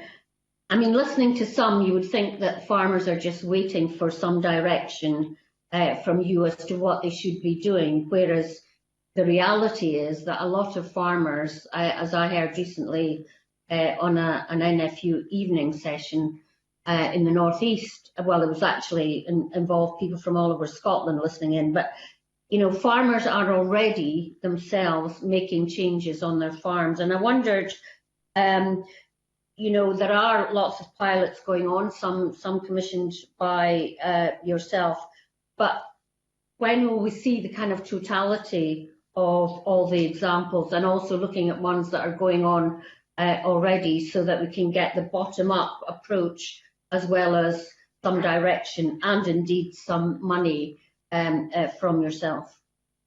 Well, of course, we have been supporting this work in, for example, the monitor farms. We have seen examples such as the Soil Regenerative Agriculture Group. We've seen the research done by Climate Exchange. We see that lots of work has been done, for example, in the arable sector, already making substantial progress in these areas. We've seen many farmers reach out and do their own soil tests and analysis and carbon audits. Some are way ahead of the game, but others are behind the game. So we have to try and reach out to all of them. But Maureen Watt is absolutely right in her essential thesis that it's completely wrong to think that farmers are just waiting there for some master plan to be handed to them so that they then start running and delivering it. They're already doing great things, different things, successful things, pilots all over the country. As regards of the timescale of delivery, I think I'd said in my previous answer that we wish to start with effectively the suckler beef group. And the reason for that is that the majority, a substantial part of the emissions comes from methane from livestock, from cows. So it makes sense to start where, if you like, there's the biggest challenge. But the work's done in for example, by Climate Exchange on the use of methane inhibiting feed additives for dairy and beef cattle is just one of many examples of the good points that Ms. Watt is making. But we will drive forward this as a government if we are in a position to do so following the elections in May. And if I'm around then in this job, then I will be driving this forward as I am now to make sure that we turn the action plan into delivery. And speed is of the essence here, as I believe many of your witnesses have opined. Thank you. Thank you. Okay. Thank you very much, Maureen. And the next questions come from Peter Chapman. Peter. Cabinet Secretary, I was delighted to hear your very last statement there before it came back to convener. You said that speed was of the essence. I couldn't agree more. But we have taken evidence on this issue from various experts, and the consensus of opinion that there is a lack of leadership from yourself and from the government, and there is a lack of urgency. And my assessment of where we are is that industry is crying out for a plan. So we have got something there. The future policy, what's it called? The Agricultural Transformation Fund. You mentioned that as well. I believe there's £40 million in that fund, and you said in your answer to Maureen Watt that 18 million had been spent. Can you expand a wee bit more on how the rest is going to be spent, and can you expand on what you think a scaled-up version of that agricultural transformation programme would look like? Yes, I'm delighted that we have made good progress with the Agricultural Transformation Fund. And as I said, the sum of £18 million in total has been the total cumulo offers that have been issued. The Agricultural Transformation Fund is intended to help farmers adapt and make the transition to climate change by making investments which will have the effect of reducing their emissions. And there's a number of qualifying projects. I can provide the committee with details if it so wishes. I do believe that there will need to be further funding in this regard. I do think that we have worked with stakeholders and the NGOs quite well. I recently met with several of them, and we will continue to work with them. I'm not quite sure if they have fully caught up with the 200-page report that Jim Walker and Claire Simonetta have produced, nor the work that we're doing to take forward the farmer-led groups. I think if they are able to make themselves fully aware of that work, they will see that leadership is exactly what we are providing. We have the vision, we have the plan, we have the will, we have the farmers and crofters working with us, and we will succeed in delivery of this plan. And I believe this is the best and arguably the only way to deliver this change for Scotland. So, I mean, to get back to the balance that's in that fund, how is it going to be spent and when is it going to be spent? I mean, is this 40 million, is that for the next year or 18 months, or how far ahead does that go, and when will we see some more cash going into that fund? Can you expand a bit more on that particular transformation fund, Cabinet Secretary? Yeah, well, I think it's fair to say the offers have really very recently been issued under that fund, and it is an essential mechanism to aid the sector transition, as I've described. I've got quite a lot of detail about the individual progress of that fund, but I do anticipate that there will require to be, in fairly early course, an additional rounds of that fund. So Mr. Chapman is absolutely correct in that. I would say, and this is simply a fact, that the challenge we face in particular in managing the rural economy budget is that we were advised by the UK government in late September, early October last year, that there would be a reduction of £170 million in the overall funding that will be received for the rural economy between now and 2025. I do recall Mr. Chapman and his party were supportive of us when we fought and successfully won the campaign for restoration of the convergence monies. I do very much hope that we can have that united Scottish Parliament approach in my campaign to fight and win back that 170 million, because if we are to do all that we need to do to tackle climate change, we will need that money, which was withdrawn unilaterally without consultation from the Scottish Government and, incidentally, from the Welsh and Northern Ireland administrations as well. So funding is absolutely key, and I'm afraid I must make that point, but I do very much hope that Mr. Chapman maybe takes this opportunity to confirm that the Scottish Conservatives will support us in that campaign. Well, my response to that, Cabinet Secretary, is I'm not aware that there is a cut coming down the line. George Eustace was very specific when he gave evidence to this committee not that long ago that the funding would remain as was. But if there are cuts coming down the line, I would suspect that we will support trying to achieve level funding. To go forward on the updated plan, it's not clear how we're going to achieve our 24% reduction in carbon emissions. I mean, it is an aspiration, but how can the Cabinet Secretary explain how we're going to achieve that, and how he proposes to monitor progress towards that? The plan is a 24% reduction for agriculture by 2032, I believe, and it's an aspiration. How does he propose that we're actually going to get there?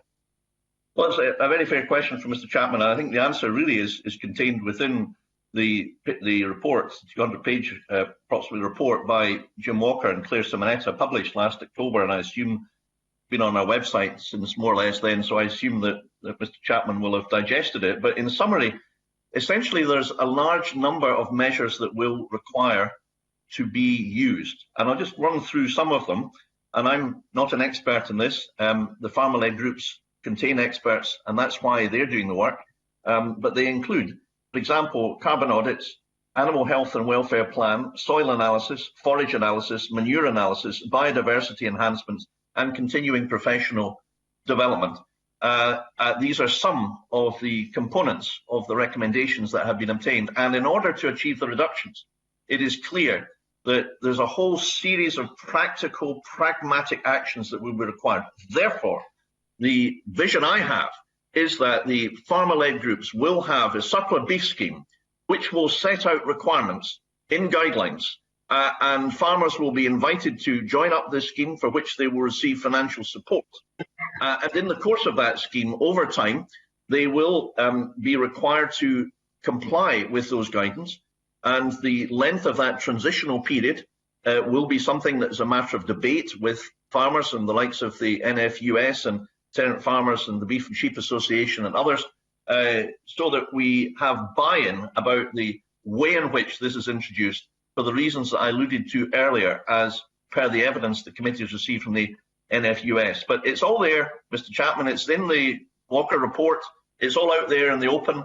The ways in which we can cut emissions have been guided by excellent scientific evidence from SRUC, who work tirelessly to help us.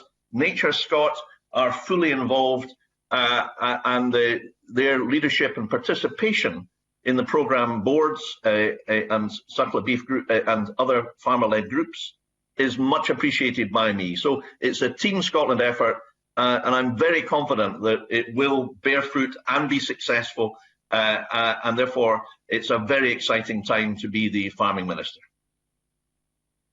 Thanks for that. But just one final point. You did mention science has obviously got a part to play in all this, and we are lucky to have SRUC, James Hutton, and various other world-class science institutes there, and they were, some of them are certainly looking at the gene editing as an important part of achieving some of these cuts to carbon cuts, because if you can find a crop that needs less fertilizer, less sprays, less water, that obviously is a way forward to achieve some of these aims. And I believe gene editing is a tool that we should absolutely look at very seriously. And I know James Hutton Institute are looking at it very seriously. So I ask your opinion on that, Cabinet Secretary. Well, I know that there are many ways in which the use of fertilizer and pesticides can be reduced or indeed even eliminated by alternatives. And I'm not an expert in this, I should say. You're right that we have significant expertise, and I pay tribute to the work of the James Hutton Institute, and I've obviously visited them, although not for some time because of lockdown. So you're right that their participation in these groups is of course a benefit. We in Scotland are GM free, and we believe that is the correct approach. But of course, if Mr. Chapman wishes to contribute his thoughts to the advisors and the Suckler Beef groups, I'm sure that they would take them into due consideration. Thank you, Convener. Okay. Thank you, Peter. The next questions come from Emma Harper. Emma. Thanks, Convener. Good morning, Cabinet Secretary. You spoke earlier about the farmer-led stakeholder groups, and in your opening remarks, as well as the beef suckler group that Jim Walker and Claire Simonetta are part of. And it sounds like many of our own farmers are already innovators, they're already leading, they're already making efficiencies and improvements. And I've read a lot about it myself with SRUC research, as well as Nuffield Scholarship info and Monitor Farms. So I'm interested, I suppose, in when will the dairy and high nature farming and crofting be launched as well? Because I believe that that's in the pipeline as well. Yes, thank you. I can confirm that both groups have been set up. Jackie McCreery is chairing the dairy group, and the hill farming upland and crofting group is co-chaired by Martin Kennedy, the incoming president of the NFUS, and by Joyce Campbell, who is a well-known a farmer, and of course headed up the Women in Agriculture, co-chaired that Women in Agriculture group with myself. And the Hill Farming, Crofting and Upland group has got the remit of looking at the opportunities and the challenges, indeed, of more forestry, agri-forestry, croft woodland, and also peatland restoration. So we have, mindful of the need to do more on all these fronts, really, we have tasked the Hill Farming, Crofting and Upland group to consider those aspects as well, and in addition, consider a longer-term replacement for the less favoured area scheme, because, of course, it's operative substantially in these particular areas. And the dairy scheme is chaired by Jackie McCreery. I would say that all, and there is of course, an animal scheme chaired by Andrew Moore, and there's a pig meat industry leadership group as well, which asked for themselves. They asked to have the remit of tackling climate change. Such is their enthusiasm. And that means that all groups are up and running. I have asked the groups to come forward with recommendations as quickly as possible, and preferably in the spring. I will wait to give them a bit of more time to see whether that is realistic, or whether, in view of the complexity of some of the areas, more time is required. I think it's fair to say that for the Hill and Upland and Crofting group, such as the range of issues that they're required to consider and the complexity, that they will almost certainly require more time. But I do see that, broadly speaking, there will be kind of two phases of going ahead with this plan. And if of course, it's supported by Scottish society as a whole, and broadly speaking, phase one will be data gathering and phase two will be implementation. And that is how it will be. And increasingly, we will see farmers rewarded for the work that they do, as I believe they don't get subsidies, they get money for earn hard for the work they do. They will continue to get that support, which is essential, as we've heard from the NFUS, to sustain farming in Scotland, particularly in upland areas and islands. But in addition to that, they will have to accept that there's conditionality with green strings attached, and the methodology will be to produce guidelines and guidance as to what those practices are, and to sign up to those practices and guidelines over a period of time, working at all stages with the farming sector and their representatives. Thanks. I've got just one more question, Convener, if I may, for the Cabinet Secretary. In the written evidence that we received, it was highlighted that the CCPU doesn't mention outcomes from the Farming and Food Production Future Policy Group. Is that something that the recommendations from that group, will these be published as well? Well, that group, as this committee well knows, was established as an independent group, mandated by a parliamentary vote. and specifically mandated to include representatives from farming and food production sectors, as well as environmental and land management representatives. The answer is, well, we can't take account of the outcomes of its report because it hasn't produced its report. I believe that given the industry involvement in the report, and I don't want to mention names here, but obviously we appointed industry representatives, that it's inevitable that COVID and Brexit have had a significant impact on the group's work, with the difficulties that some members of the group obviously have had to deal with. It is an independent report. It's not for me to direct or instruct them, as I've said to the committee report before. So it is really up to that group as to determine when its report is ready for publication. But, and this is the key point, Convener, we're not waiting for that. And indeed, if I did wait for that, I think I would be quite fairly criticised. I set up the Beef Suckler Group over a year ago. We've seen its report. We're now moving towards implementing the delivery of it. We've set up 4 other groups. We're not hanging around. We're not waiting. We're not procrastinating or delaying. We're getting on with it. And now that Brexit has happened, and sadly we've seen the 170 million cut, we have to cut our cloth to the budget that we have. But nonetheless, I'm determined to do all we can to achieve the climate change targets. We've got a very clear vision and route map about how to do that, and we're going to get on with it. Okay, thank you. Okay, before we move on to the next questions, which will be from Mike Rumbles, I would, Cabinet Secretary, respectfully say you are giving detailed answers, but we do have a time frame we're working to. So succinct answers with the detail in them would be much appreciated. And Mike Rumbles, the next questions are from you. Mike. Thank you, Convener. Good morning, Cabinet Secretary. Just initially following on from Peter Chapman's questions on the Agricultural Transformation Programme. In the budget, there was an allocation of 40 million for this financial year, which ends in less than 2 months. And I know the NFUS has raised questions about how much has been actually spent, and you kindly confirmed that 18 million of that fund has been spent to date. But that, in my calculation, leaves 22 million pounds to be spent in this financial year. So, I mean, I might be wrong here, but it strikes me one of two things. If it's not the money, is the blockage people applying for the fund, or is the blockage the powers that be, let's say, not allocating the fund? So, what is it? Well, I think it's a very fair question Mr. Rumbles asks. I'm very happy to answer it. I don't think there's a blockage. I just would allude to the fact that because of the lack of clarity and certainty prior to Brexit, I felt it was prudent to be cautious in committing public money, just in case it turned out that we didn't have post-Brexit what we would have had we remained in the EU.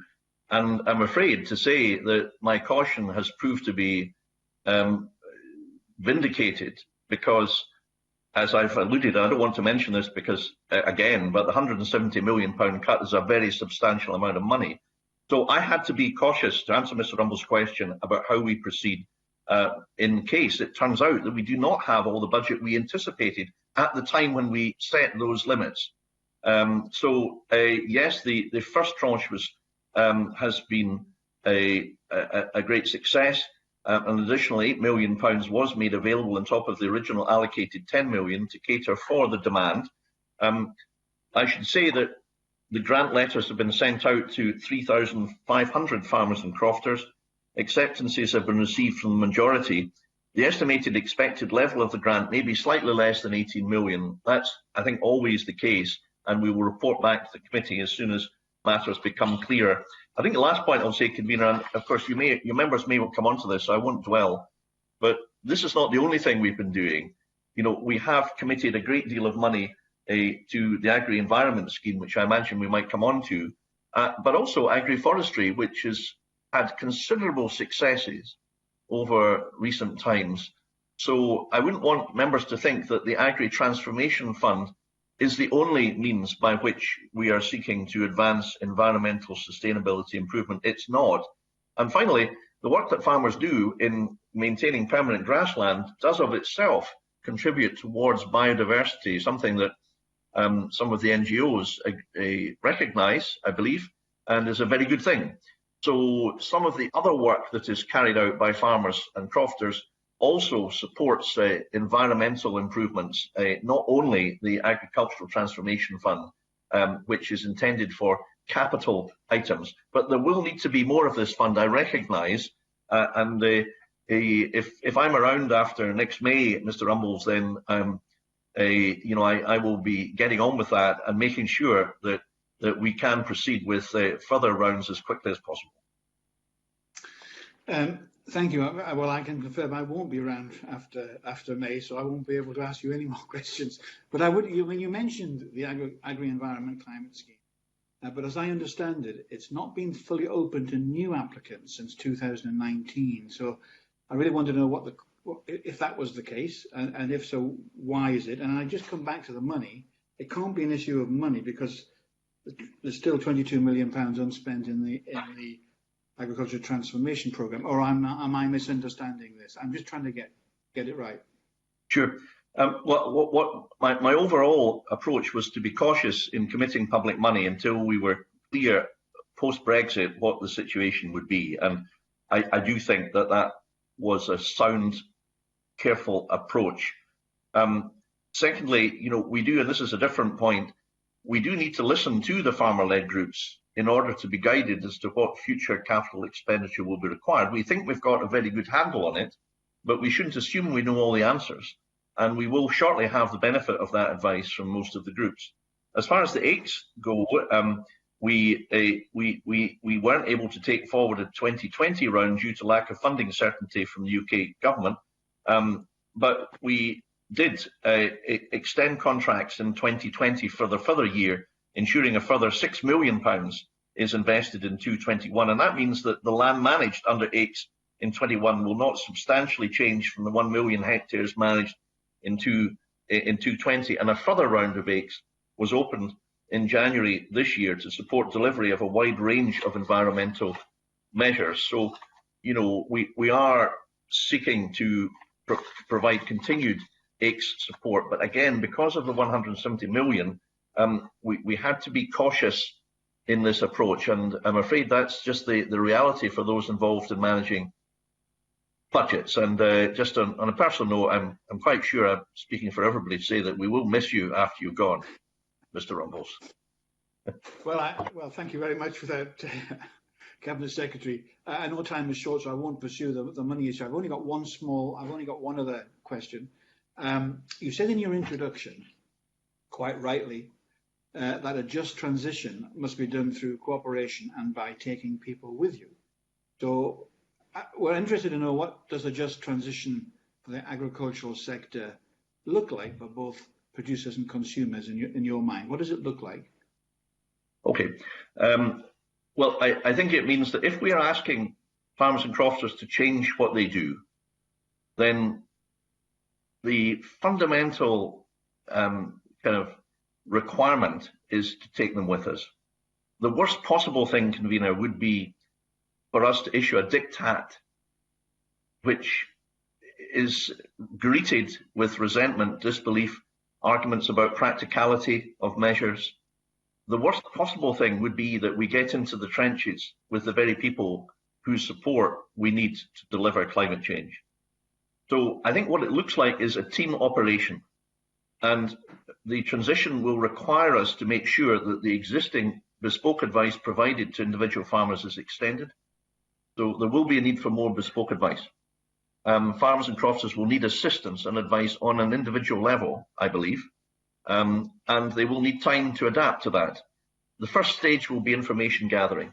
So things like carbon testing will have to be routine, soil analysis, soil management. I think Ian Miller has stressed quite rightly in his evidence to you the importance of that. And there's a lot of learning that we have from his report, from work that the NGOs have done, and so on and so forth. So it will be a team effort, but it will take time to, any change in farming takes time. The farming cycle in itself is one that requires long-term planning.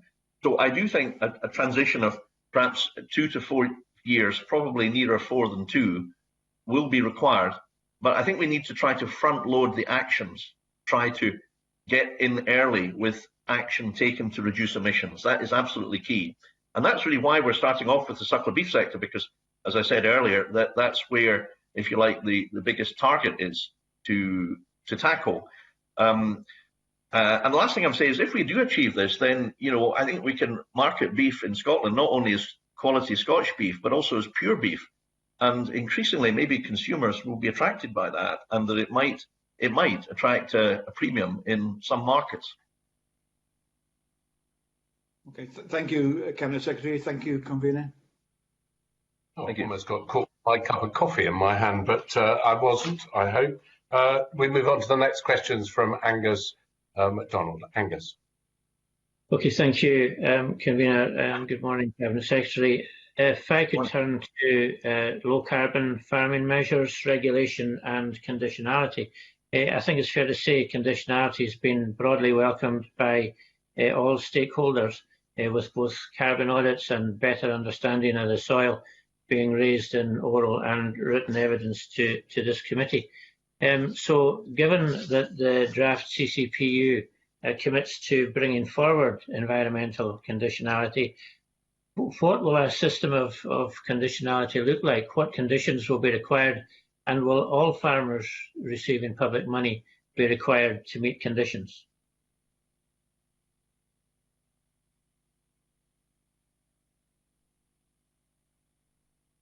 Cabinet Secretary. Oh, I'm not sure if the Cabinet Secretary is still there or whether he's dropped off. I don't see him, Convener. Me neither, which is a problem. I think what we'll do is we will briefly suspend the meeting to try and get the Cabinet Secretary back on. So if I could ask you to stay where you are at your desk, but the meeting is now suspended until we can get the Cabinet Secretary back on. So let's suspend the meeting.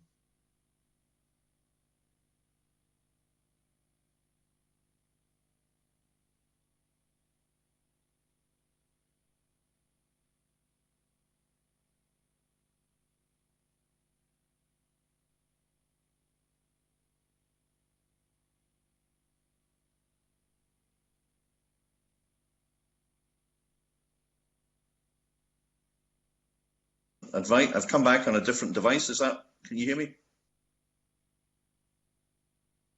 Hello, is that broadcasting?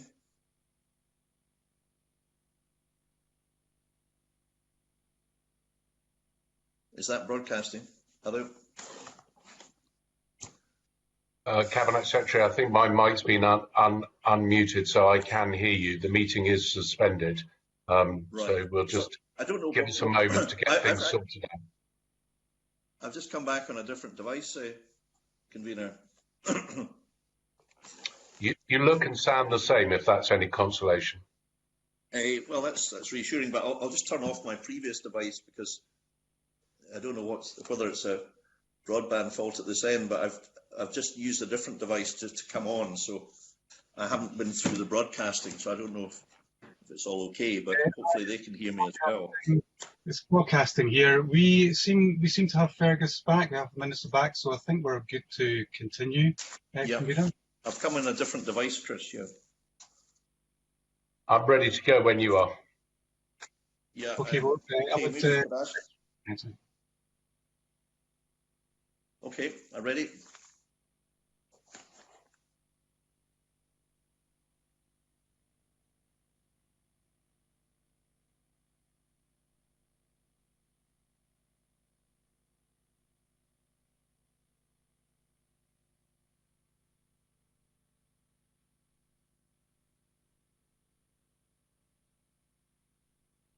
Okay, I welcome you all back. I hope you are all back. I can see the Cabinet Secretary is back. I think there was a temporary problem with broadband. So I don't know, Cabinet Secretary, if you heard Angus's question. Did you hear Angus's question? If not, I'll get him to repeat it.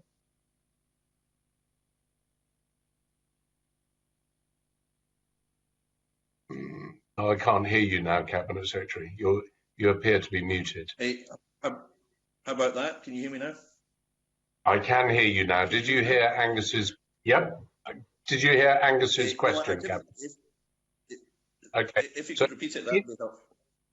I'll give you a moment to consider it. Yes, Angus, could you repeat your question? Okay, yeah, thanks, Convener. Clearly, one word from me and the whole system grinds to a halt. I was trying to turn to low carbon farming measures, regulation and conditionality. I think it's fair to say conditionality has been broadly welcomed by stakeholders with both carbon audits and a better understanding of the soil been raised in oral and written evidence to this committee. So given that the draft CCPU commits to bringing forward environmental conditionality, what will a system of conditionality look like? What conditions will be required, and will all farmers receiving public money be required to meet conditions? Cabinet Secretary. Yes, thank you, Convener. Well, the system that I envisage will require farmers and crofters to meet environmental conditions and requirements in order that we can tackle climate change and promote biodiversity. And increasingly, we will move over a transitional period to a system where, yes, I believe that income provided to farmers for what they do is justified and earned, but it will be subject to conditionality. So that's the general model. I've already, I think, in a previous answer, alluded to 7 of the ways in which, in beef sector, we will, if you like, farm green. But each sector will have its own sets of guidelines. And I appreciate, Convener, there's overlap as well. There is mixed farming in many units. And therefore, the groups are working together to get a holistic, overall strategic approach. And much of the recommendations in the report by Jim Walker and Claire Simonetta really apply to all farmers. And the data in gathering, the baseline data measure, which is required to measure success, many providing evidence pointed to the need to monitor and measure, and that is correct, which is why the data in gathering, the baseline data, to have a baseline record is, I believe, an essential component of the overall implementation of the scheme. I don't want to go on. I mean, I could go on, as you know, Convener, more or less forever, but I'll just stop there because I want, to try and answer all the questions. Thank you, Cabinet Secretary. It saves me interrupting you. Angus. Okay, thanks for that, Cabinet Secretary. You'll be aware that the Climate Change Committee has urged the Scottish Government to develop a strong regulatory baseline, and stakeholders have highlighted potential compulsory elements, including the carbon audits and soil testing that's already been mentioned. So will the Scottish Government be reviewing and updating the current regulatory baseline that applies to all land management? And can I ask in particular if the Scottish Government's warming more towards compulsory soil testing? Yeah, I think that's the direction of travel. I do think that we will need to make some requirements mandatory. I want to do this in a way that secures maximum buy-in, but I think we do need to give a clear lead and say that matters such as soil testing are really essential ingredients of improving the environmental footprint of how we farm. But also, as Mr. McDonald will know, I mean, soil quality and soil management and drainage and, things like liming, I mean, these are not new to farmers and crofters. I mean, they know more about it than I will ever learn from experts. That is a fact. And the quality and the soil management, I did read Ian Miller's evidence earlier this morning, and, his report from his group, as does Jim Walker's group. Everybody's in agreement about the main things that need to be done, and I did read them out earlier. So, I think we're on fairly common ground, but we will therefore need, I think, to move towards a model of the sort that the Environment Committee was postulating. Okay, that's helpful. Not everybody's on board, of course. I mean, there will be some stragglers who you know, aren't on board with regard to soil testing. So how are you communicating that to farmers and crofters who haven't, and how's that been monitored? Well, you know, I do think that we need to do a bit of hand-holding, provide advice and provide a bit of financial support. And, you know, the NFUS wasn't alone in pointing to the pressures on farming at the moment.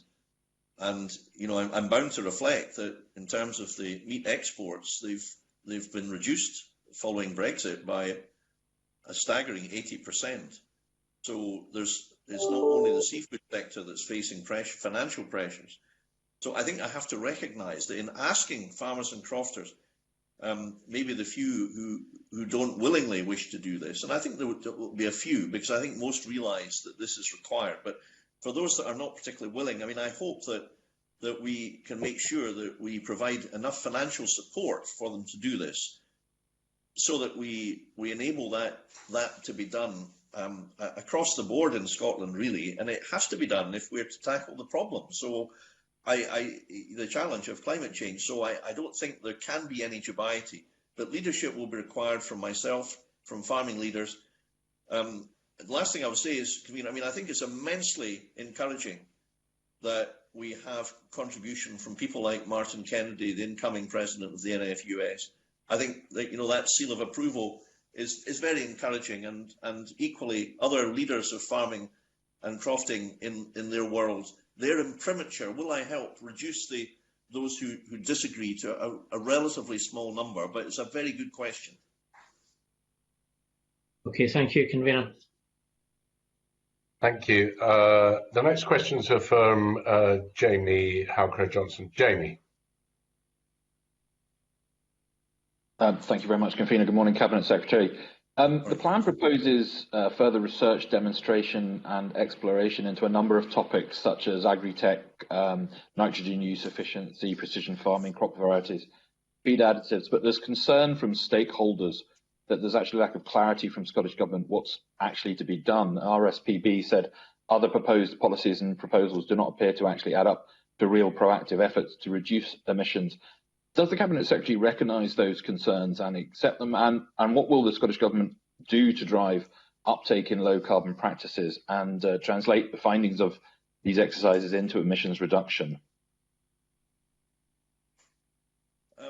Well, I do think a lot of good work has already been done. I think we have seen that across agriculture in peatland restoration, although that's a sort of nascent sector at the moment, and my colleague Rosanna Cunningham is effectively dealing with that.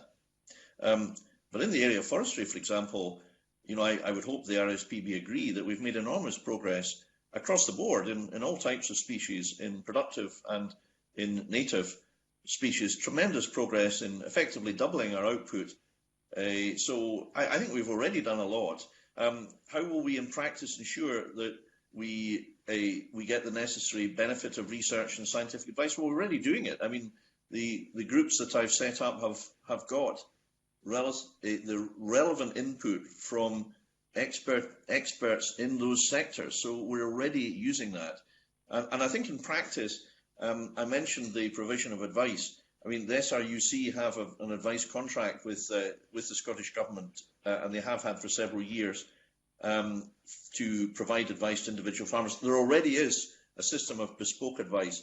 I do envisage that will be required, and of course, expert scientists and researchers will play a part in that. So I'm absolutely confident that we will be delivering on our objectives, and I look forward to working with more closely with all NGOs, particularly those that may not have fully understood just how exciting the opportunities are from the report that I referred to, published last October.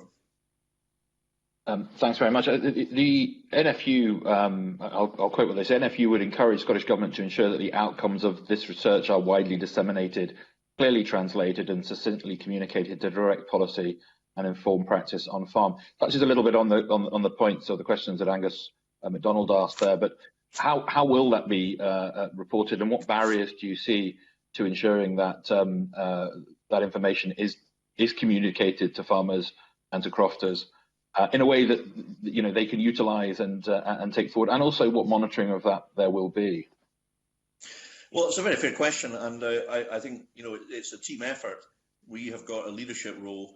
The NFUS have got a leadership role. Other stakeholders in the rural economy have got that role as well. And how will we disseminate it? Well, we already have through Specialist Agri Press. I think the work we're doing has been pretty well covered and promoted. Not so much, I think, in the mainstream press, but that's perhaps to be expected. But in the Agri Press, there's been very, very good coverage. Once we get to the detail of the schemes, Mr. Johnson, then plainly there is a requirement for us to continuously engage, as we do with the NFUS, whom I meet and have met over the past 5 years extremely regularly. And I entirely agree with what they've said, that we need to disseminate what is going to be required, explain why it's required, and provide practical support both in finance and in advice to help them deliver. And that's what we're aiming to do. And that will be integrated into that support going forward once there is a plan on how support will be delivered. Well, yes, it will be, and we're working on said plan right now. Okay, you've got no timescales on when that will be available? We're working very hard on implementing as quickly as it possibly can be, mindful of the fact that I have to make sure that all schemes of financial assistance can be properly and swiftly and efficiently administered by the ARPID payment system. So we're working inter alia with the leaders. I don't want to mention the officials' names, but engaging very closely with several very senior colleagues in ARPID about the practicalities of administration of the scheme. But I think we have got. I mean, in terms of beef cattle, we've already got records of beef cattle. We already have database. We've delivered the beef efficiency scheme. Scott EID have got records. They're working very closely with us. In a scheme which relies on applying a set of guidance, then the guidance can be, if you like, separate from the IT and the computer system, and therefore the ask of each beef farmer is to decide whether or not they wish to join the scheme. And if they wish to join the scheme, they have to sign up to the guidance.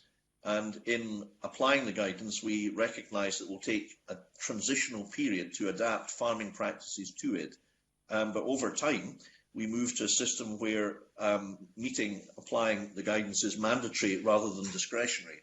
And all of these things are subject to debate with the farming community, and rightly so. And that debate is going on at the moment. I mean, it is the talk of the steamies at the moment, precisely because, and Mr. Johnson will know this, that farmers and crofters talk to each other all the time about what is going on. And I'm offering leadership along with Jim Walker and others. I'm confident we've got excellent teams of people leading each of the sectoral groups. And I think we've got the right plan, the right modus operandi to actually get things done. And at the end of the day, what motivates me is getting things done. Okay. Thank you, Cabinet Secretary. Thank you, Convener. Okay. Cabinet Secretary, just before we move on, if I may have a quick question here, I'm delighted to hear it's not the payment system that's holding up change, but Chris Stark was fairly condemning in the fact that there wasn't a policy, a new policy going to be announced for 4 years. Do you refute his criticism, or do you accept it? Well, I've met with Mr. Stark, and I must say we had quite a cordial discussion. That was some time ago. I wonder whether he's perhaps had an opportunity fully to catch up with the exciting work that we're doing. We have achieved a lot, and my colleague Rosanna Cunningham has been in the driving seat in much of this, but we have achieved an awful lot in environmental improvement over the past 5 years. I do think that a bit more acknowledgement of what farmers do and crofters do would be helpful, and a bit more explicit acknowledgement would be really useful, because people like Martin Kennedy for years have been in negotiation about biodiversity. And the last thing I would say is that, on forestry, for example, we've doubled our output. So I'm sure Mr. Stark will be delighted about that. Well, his particular comment relates to the fact that there wasn't a new agricultural scheme coming along for 4 years, and he did acknowledge the work that farmers and crofters have been doing, but his criticism was there was a 4-year delay. So you refute that and say that what you're doing is enough. I think our approach is correct, and quite obviously the agricultural transformation programme is a new scheme. So factually, it's not quite correct.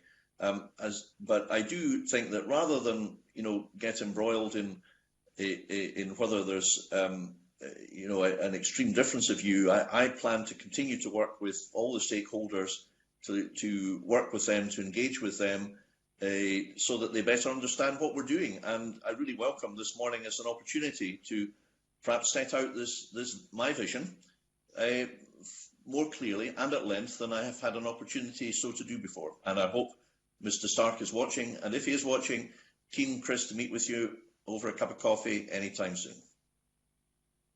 I'm sure he is watching, and I'm sure he'll bear in mind your comments. Angus, the next questions are from you, I believe. Angus.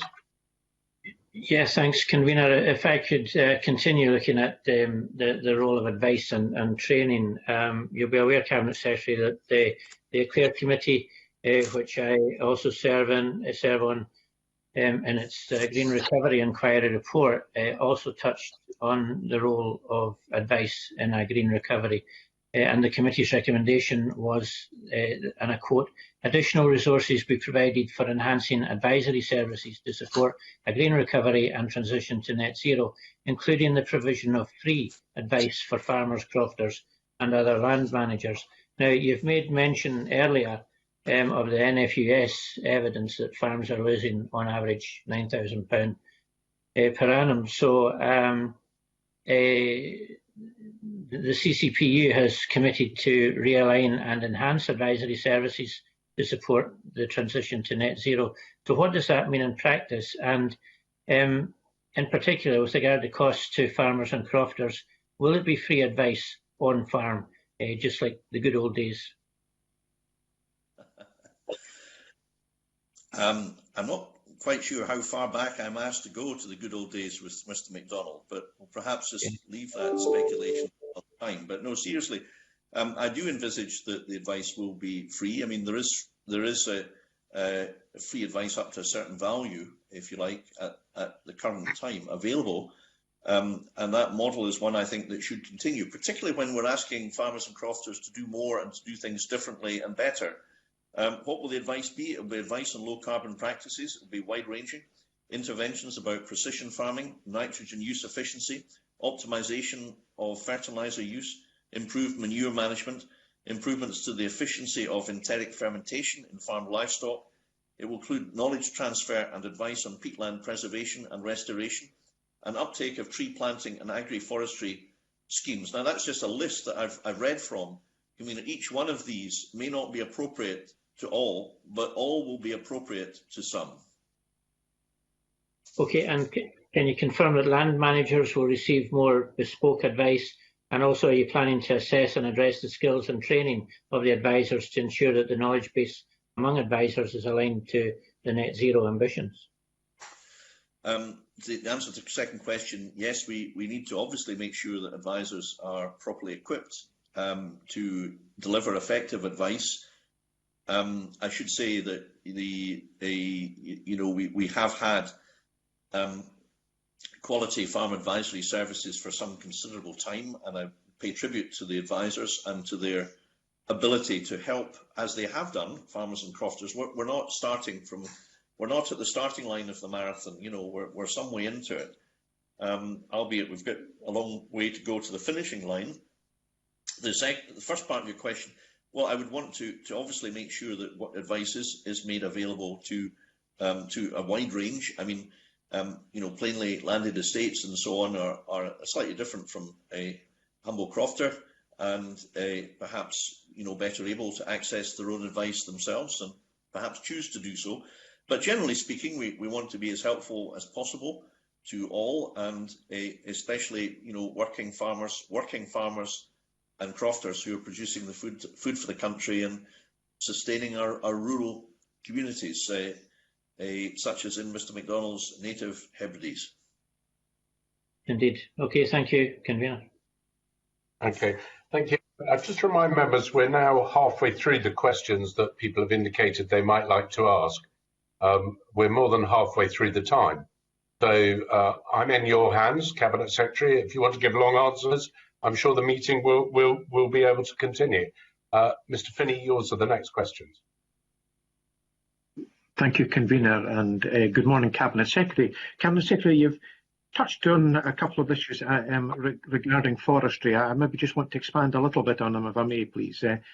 Stakeholders have discussed the need for more nuanced policies for woodland creation, ensuring that trees planted are of diverse types and planted in the right locations to ensure maximum carbon storage and biodiversity value. Could you outline, Cabinet Secretary, how the Scottish Government will ensure that new woodlands not only deliver on the hectares planted, but deliver multiple outcomes, including net carbon sequestration, biodiversity habitat, recreation and productive forest uses, please? Well, I think I can say that we do deliver largely on these multi-objectives. I do absolutely recognise the importance of new native woodland, for example. So in the period from April 2019 to 2020, we supported approximately 4,529 hectares of new native woodland out of a total of just 11,000. So, to answer Mr Finney's question directly and shortly, Convener, the Scottish Government has met the Scottish Biodiversity Strategy target for 3,000 to 5,000 hectares of new native woodland a year for the last 3 years. And we expect that the number of native trees planted will increase as the amount of woodland creation increases. Therefore, we do recognise that there are a variety of things that are important, as Mr Finney points out.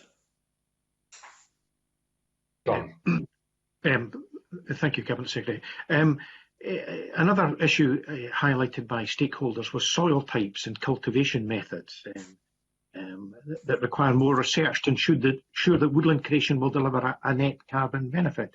Can you comment if that research is being supported and what the Scottish Government is doing to ensure that new woodlands avoid adverse impacts on soils and have a net benefit as quickly as possible?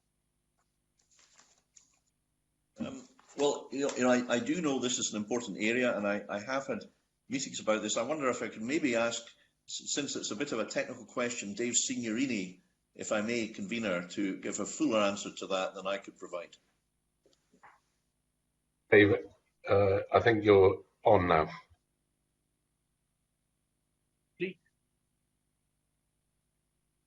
Thank you. Off you go. Yes, we absolutely acknowledge the need for research and guidance. We have an ongoing program of research.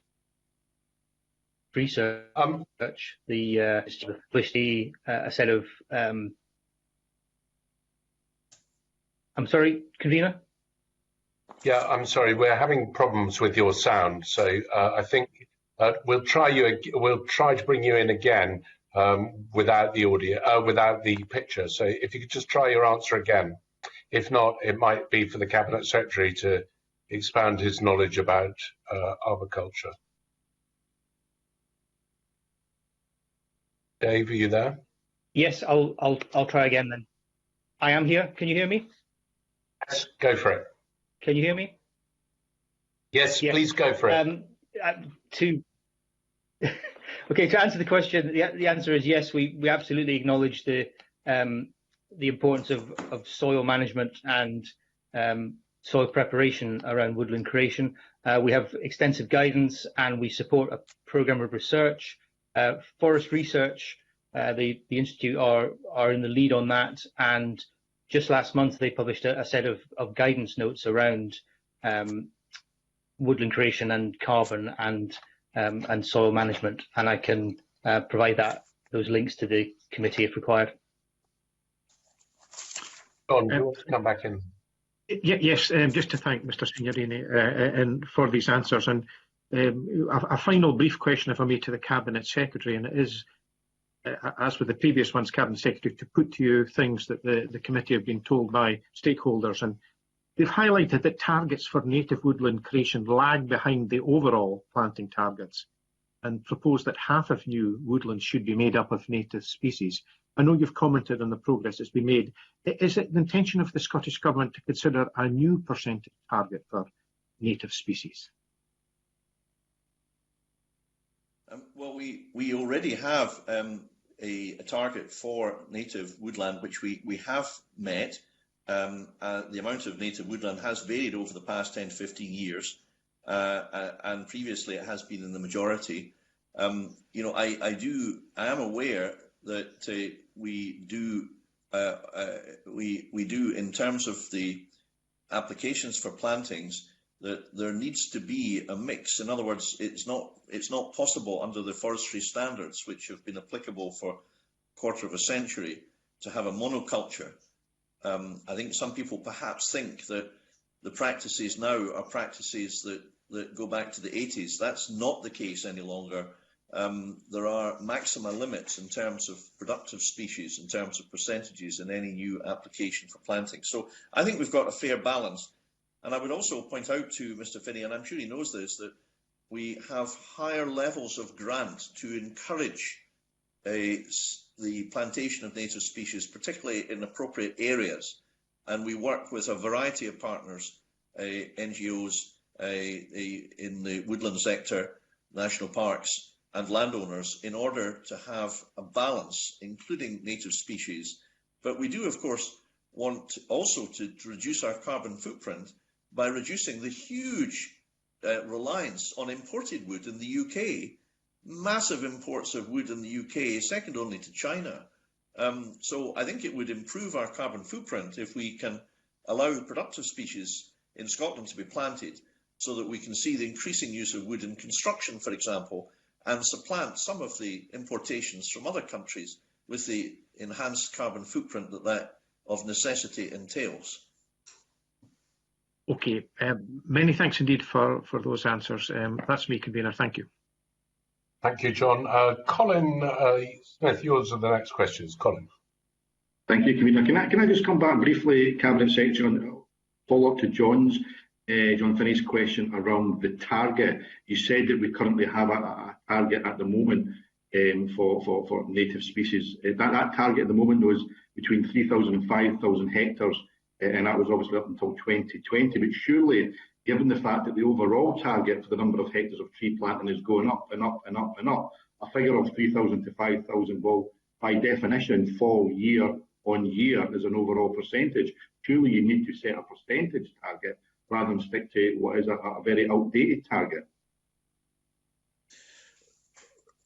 Well, the immediate challenge and focus has been to meet targets, actually, and get that job done. But Mr. Smith is quite correct that we have recently reset the target so that we increase the target from 12,000 to 18,000 by 2025. And he's quite right that as we do that, we need to have a balance. I've already said our approach is to have a balance.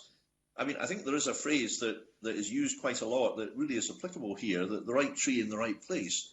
And commercial species are appropriate in many locations, but most certainly not in others. And I do think that the silvicultural practice and the professionalism of Scottish forestry ensures that there is a balance. And I do absolutely accept that we want to do more in native woodland, we want to do more in natural regeneration, and we want to do more in native species. Of course, we're therefore working with a wide range of others to do precisely that over the next few years.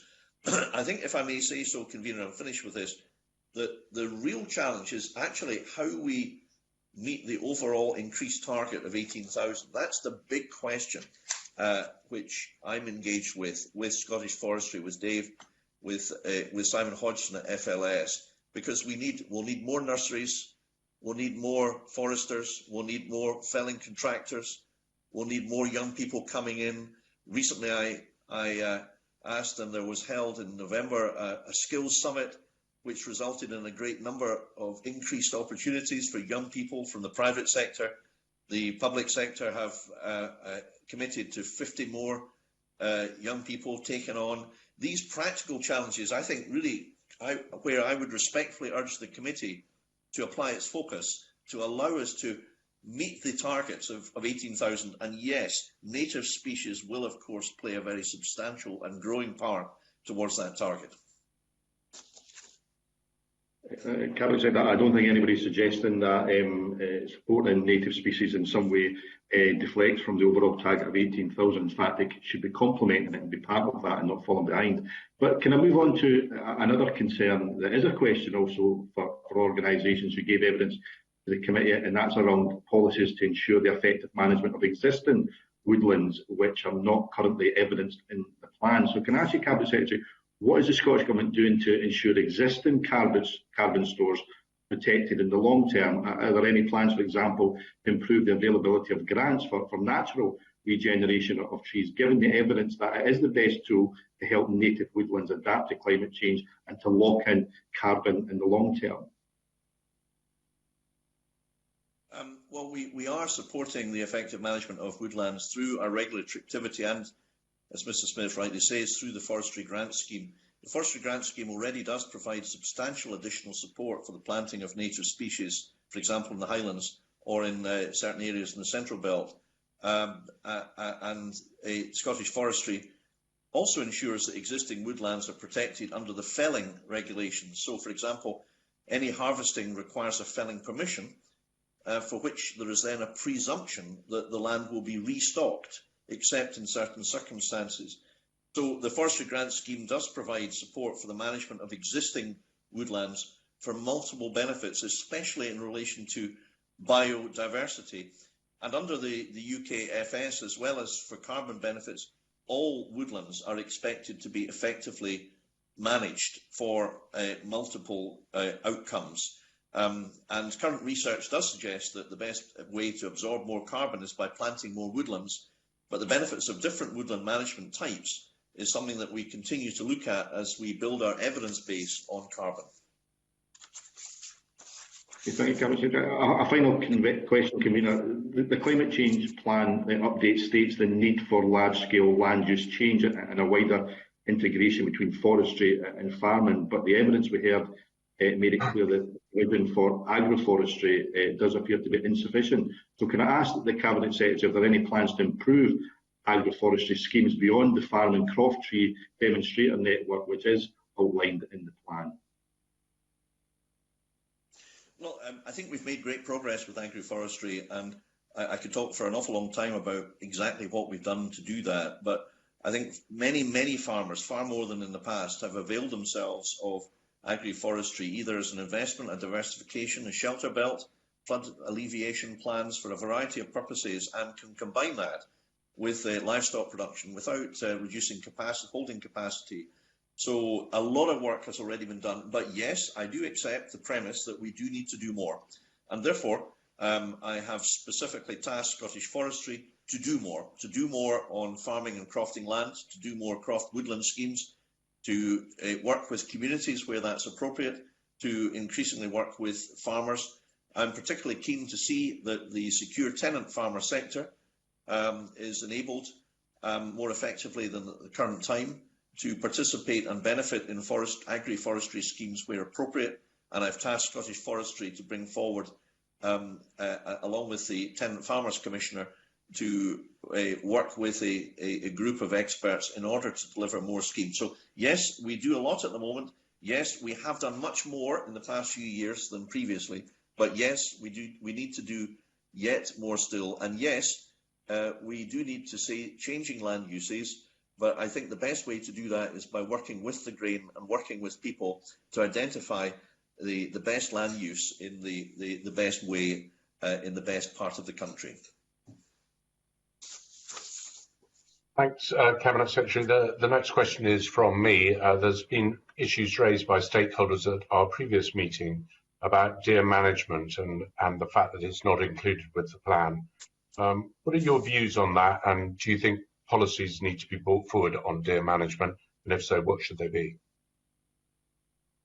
Well, the climate change plan update was intended to cover a lot of things. It's not meant to cover absolutely everything, otherwise it would incorporate just about all the policies of the rural economy, which would make it pretty unreadable. But our programme for government laid out our commitment to publishing a response to the report by the Deer Working Group and recognised the important role of effective deer management in supporting a green recovery and climate change. So our response will recover all the recommendations by the group, including those on upper limits for deer densities and measuring deer impacts. I appreciate that's a high-level general answer. Much of this is, if you like, on the cusp of my portfolio and Ms Cunningham's, I should say, but we are committed to tackling this and recognise that it's a very, very serious and significant practical issue, both for the deer side of the Association of Deer Management, Gamekeepers and so on, and on the forestry side. And there's a lot of expert knowledge on both sides. Working together, I think, is the best way to get the best results. Turning it specifically to forestry, it's all about grazing pressure, which is not only deer, but could include hares and other species.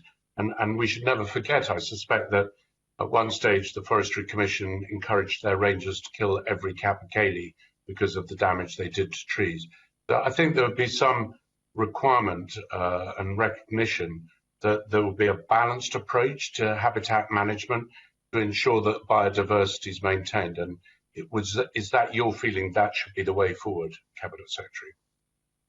Yes, I think that's right. And there does need to be a balance on all these things. Some of these matters, I should say, are I think primarily from Ms Cunningham, but I do think that we both have a shared recognition that working with everybody involved, and particularly those that are operating in the rural economy and working day in, day out in these areas, that we should listen very carefully to those involved to get that balanced view of biodiversity, species and forestry. And it is a very serious practical issue. I'm aware of that involves many aspects to it. So I apologise if I can't go into all of it now, but I don't want to use up the time, Convener, given your early strictures. And I'm delighted the generality of it, because each particular area will require different management practices to achieve different aims. So I respect your comments on that, and I would move to the Deputy Convener, Maureen Watt. Maureen. Thank you, Convener. Yeah, can I just probe a bit more deeply about what you said about increasing timber use in construction being one of the Scottish Government's key policy outcomes, and stakeholders have highlighted to us that this requires action across the supply chains, as you said, in terms of skills and across sectors from architecture along with construction. So could you tell me what action the Scottish Government is taking to ensure that there is systemic support for new timber building techniques and materials, and that we have that industry in Scotland, because a lot of the pre-construction off-site builds, I think, come from further south? Yes, this is a hugely important area, and I have been involved working with the industry, with Confor on this, and the private sector have a big role to play. The Wood for Good programme, published, launched on July last year, sets out the timber industry's campaign to promote the use of wood. Edinburgh Napier University has been to the fore. We support timber housing projects with the Royal Incorporation of Architects in Scotland and Architecture and Design Scotland. We have in Scotland many house builders who routinely use wood, as Ms Watt will know, because of their strength in the northeast and the north of Scotland, actually. I think it's fair to say that that there's much more we could do. I recently met with Zach Goldsmith, the UK Minister, and urged that he, with his colleagues, look at how building regulations might be a bit more enabling of the use of wood for several story construction, as it can be, using cross-lamination as a technique. Many of the key sawmilling and panel products businesses in Scotland are investing or looking to invest in this area. I don't want to go into details. I don't think that would be for me to say. But I do know that there are tremendous opportunities. And I do think society as a whole, and I'll finish with this, is inspired by the idea of wood as a building material, perhaps to not entirely replace, but be used instead of concrete and block. And as a contribution to climate change, I think if we do see that movement, as we've seen in other European countries, then we will also see the decline of imported timber, the a usage of the greater quantity of commercial species that we are planting here in construction, and locking up that carbon in buildings after the trees have been felled. So I think the benefits for climate change plan of greater use of wood in construction are manifest, and this is an area where I think there's huge potential for further growth and an appetite amongst the leading industries in Scotland to develop that market opportunity. Thank you for that answer. And just briefly, the Scottish Government has pledged 20 million to increase tree nursery capacity. But is there more that can be done to ensure a smoother integration between planting grants and nursery supply? Well, I've worked closely with the nursery sector and spoke to the leader of the Confor Nursery Group, Rodney Shearer, not so long ago. So I have to say the nursery sector has really risen to the challenge, because they have to plan several years ahead for many seedlings they take on. And if they commit to that, they're making a big investment. They've been reassured by if you like, the constancy of Scottish Government support and clarity of messaging. So they have responded since 2016, in particular, by increasing their output. But Ms Watt is correct. Why we've highlighted the £20 million is that we think that more needs to be done if we're to move to the 18,000 target. And also, we don't want all the nurseries in the same part of Scotland. Disease is the biggest challenge. If there's disease and they knock out all the nurseries, then we've got, well, don't want to use the word that was going through my mind there, not very parliamentary. But we have to have a variety of nurseries across Scotland and the UK, actually. And that's why we think that there needs to be a smooth integration between planting grants and nursery supply. And the last point is there's also quite a lot of appetite now in the third sector, in investment trusts, in those who wish to reduce their carbon footprint, to invest in woodland in Scotland. And this, I think, we will see help us achieve our targets, help us achieve our environmental targets, and also assist us in generally supporting opportunities for young people, something I'm really excited about and keen to continue to drive forward. And just briefly, making these grants, are you making sure that there's a diversity in the seedlings that are planted and it's not just a monoculture? Well, yes, of course we work with the nursery sector to make sure that there is that balance. That's not something that I'm personally directly involved with, but we have got the targets I referred to earlier. These targets are published. They give clarity to the sector about what's required. I have to say, although I'm no expert, different nurseries plant different species because of the soil quality and the suitability of their soil and conditions to particular species. But the answer overall is yes. Thank you, Convener. Thank you.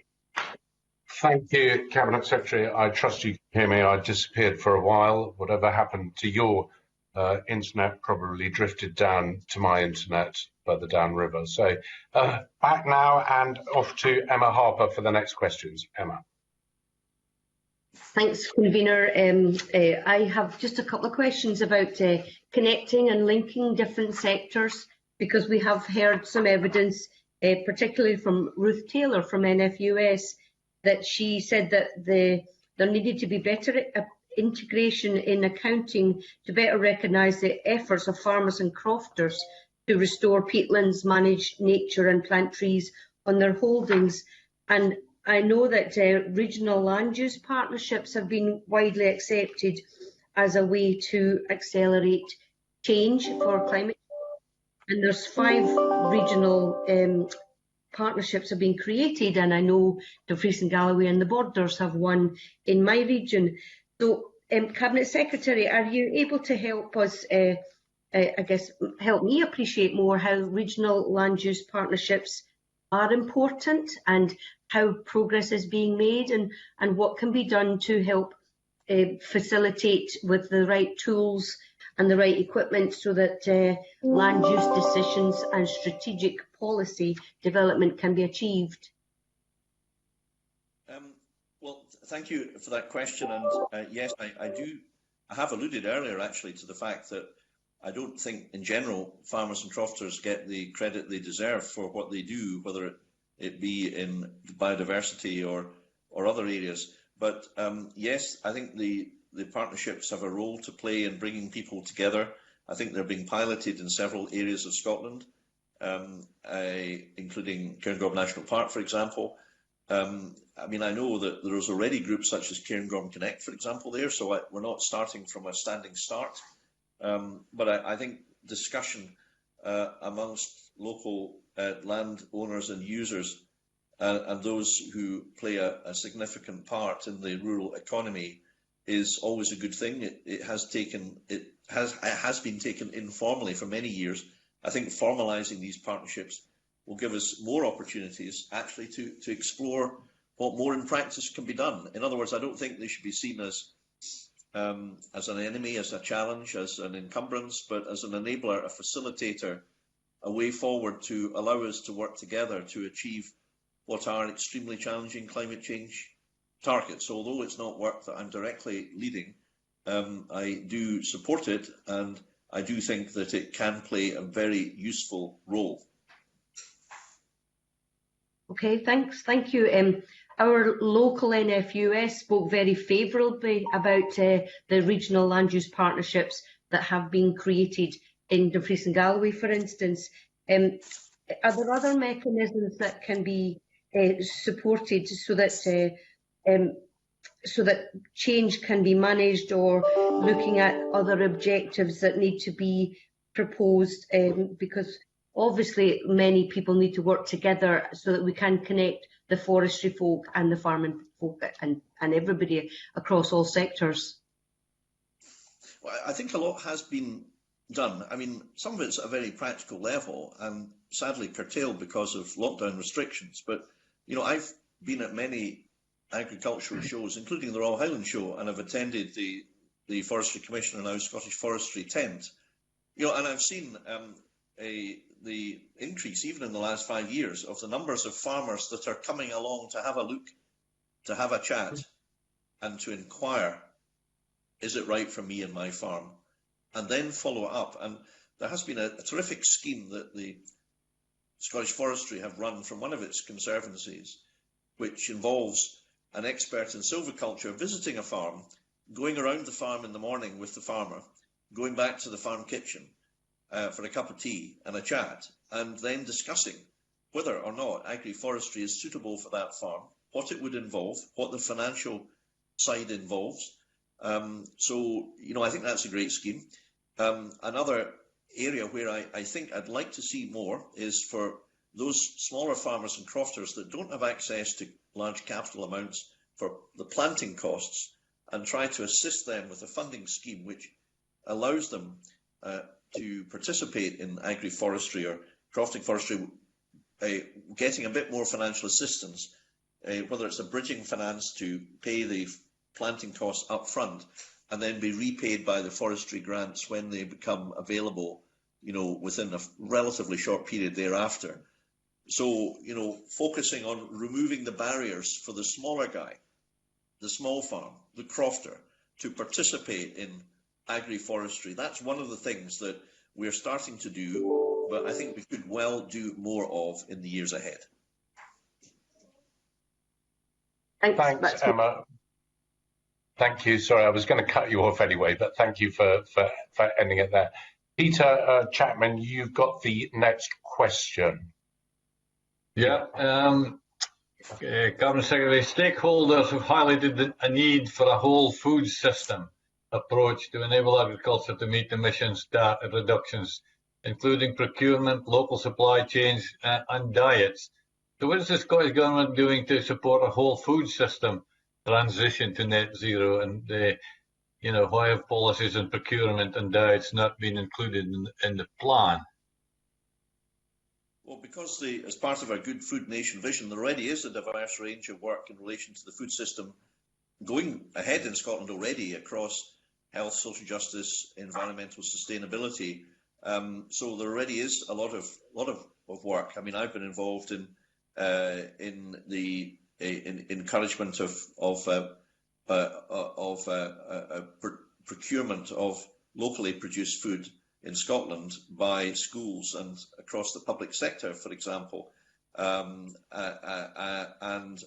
We do in our Good Food Nation vision have a great deal of methods by which we want to see the food transition system transition to a net zero. So as I said earlier, Convener, just because not everything is mentioned in the climate change plan, it's really because we already have policies across the range of Scottish Government, actually, like in public health, which already aim to achieve these objectives. Just to follow on from that, the updated plan reaffirms commitments to Ambition 2030 to double the value of food and drink exports by 2030 to 30 billion. And has the Scottish Government mapped out a pathway to Ambition 2030 that is compatible with statutory targets for 75% emissions reductions by that same date, 2030? So, it's a very ambitious plan to double food exports, food production, but at the same time we have to meet climate change targets. So, are the two things compatible? Well, it's a fair question. I think they are compatible. My vision is that we continue to be a producer of high quality food across the spectrum. We've got, as you well know, Mr. Chapman, we've got centuries of expertise and experience and real experts in every sector where we're active. So, the world needs food and we produce it. The aquaculture sector also can do more, I think, in producing food arguably with the lowest carbon footprint, namely farm fish.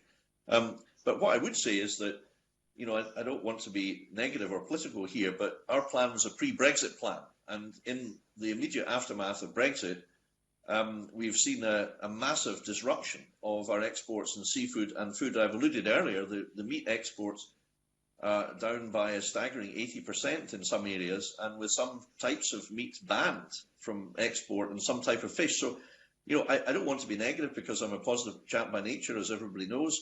But I can't help but allude to the very practical problems that are really causing massive, massive problems for businesses right now in Scotland. And our focus, forgive me, is not in 2030. My focus is in 2021 and trying to get this Burach sorted out in as much as we can, because many of the problems are problems that rest with the UK government to sort out. Okay, can I just add to that? Maybe no, I can't. No, you can't. No, you can't, Mr. Chapman. And I've got to try and get the last question in, and therefore I'm going to ask the Deputy Convener if she could be as concise as possible, and the Cabinet Secretary to be even more concise. So, Maureen. Thank you, Convener. The Clare Committee, Environment Committee, heard evidence on the protection of blue carbon hotspots in the marine environment, which may benefit from fisheries management, for example, separation of mobile and static fishing gear. How will the Scottish Government ensure that the Blue Economy Action Plan reconciles the need to ensure protection of natural capital such as blue carbon and marine diversity hotspots with socio-economic priorities of fishing and coastal communities. Cabinet Secretary.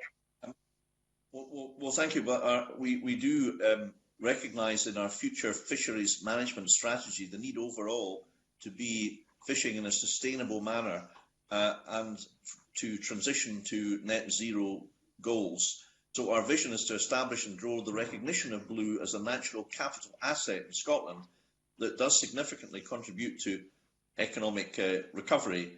So the Blue Economy Action Plan takes a kind of holistic approach that sees environmental stewardship of the environment, marine environment, as key to the sustainability of marine.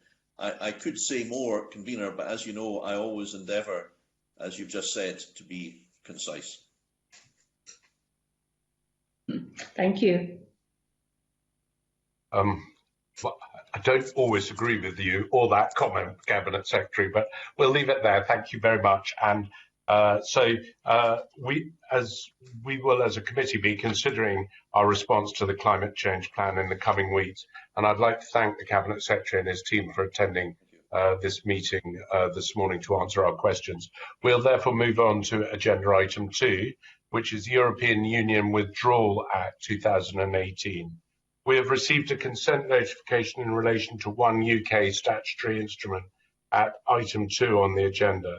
The late papers for this item were issued to members yesterday morning.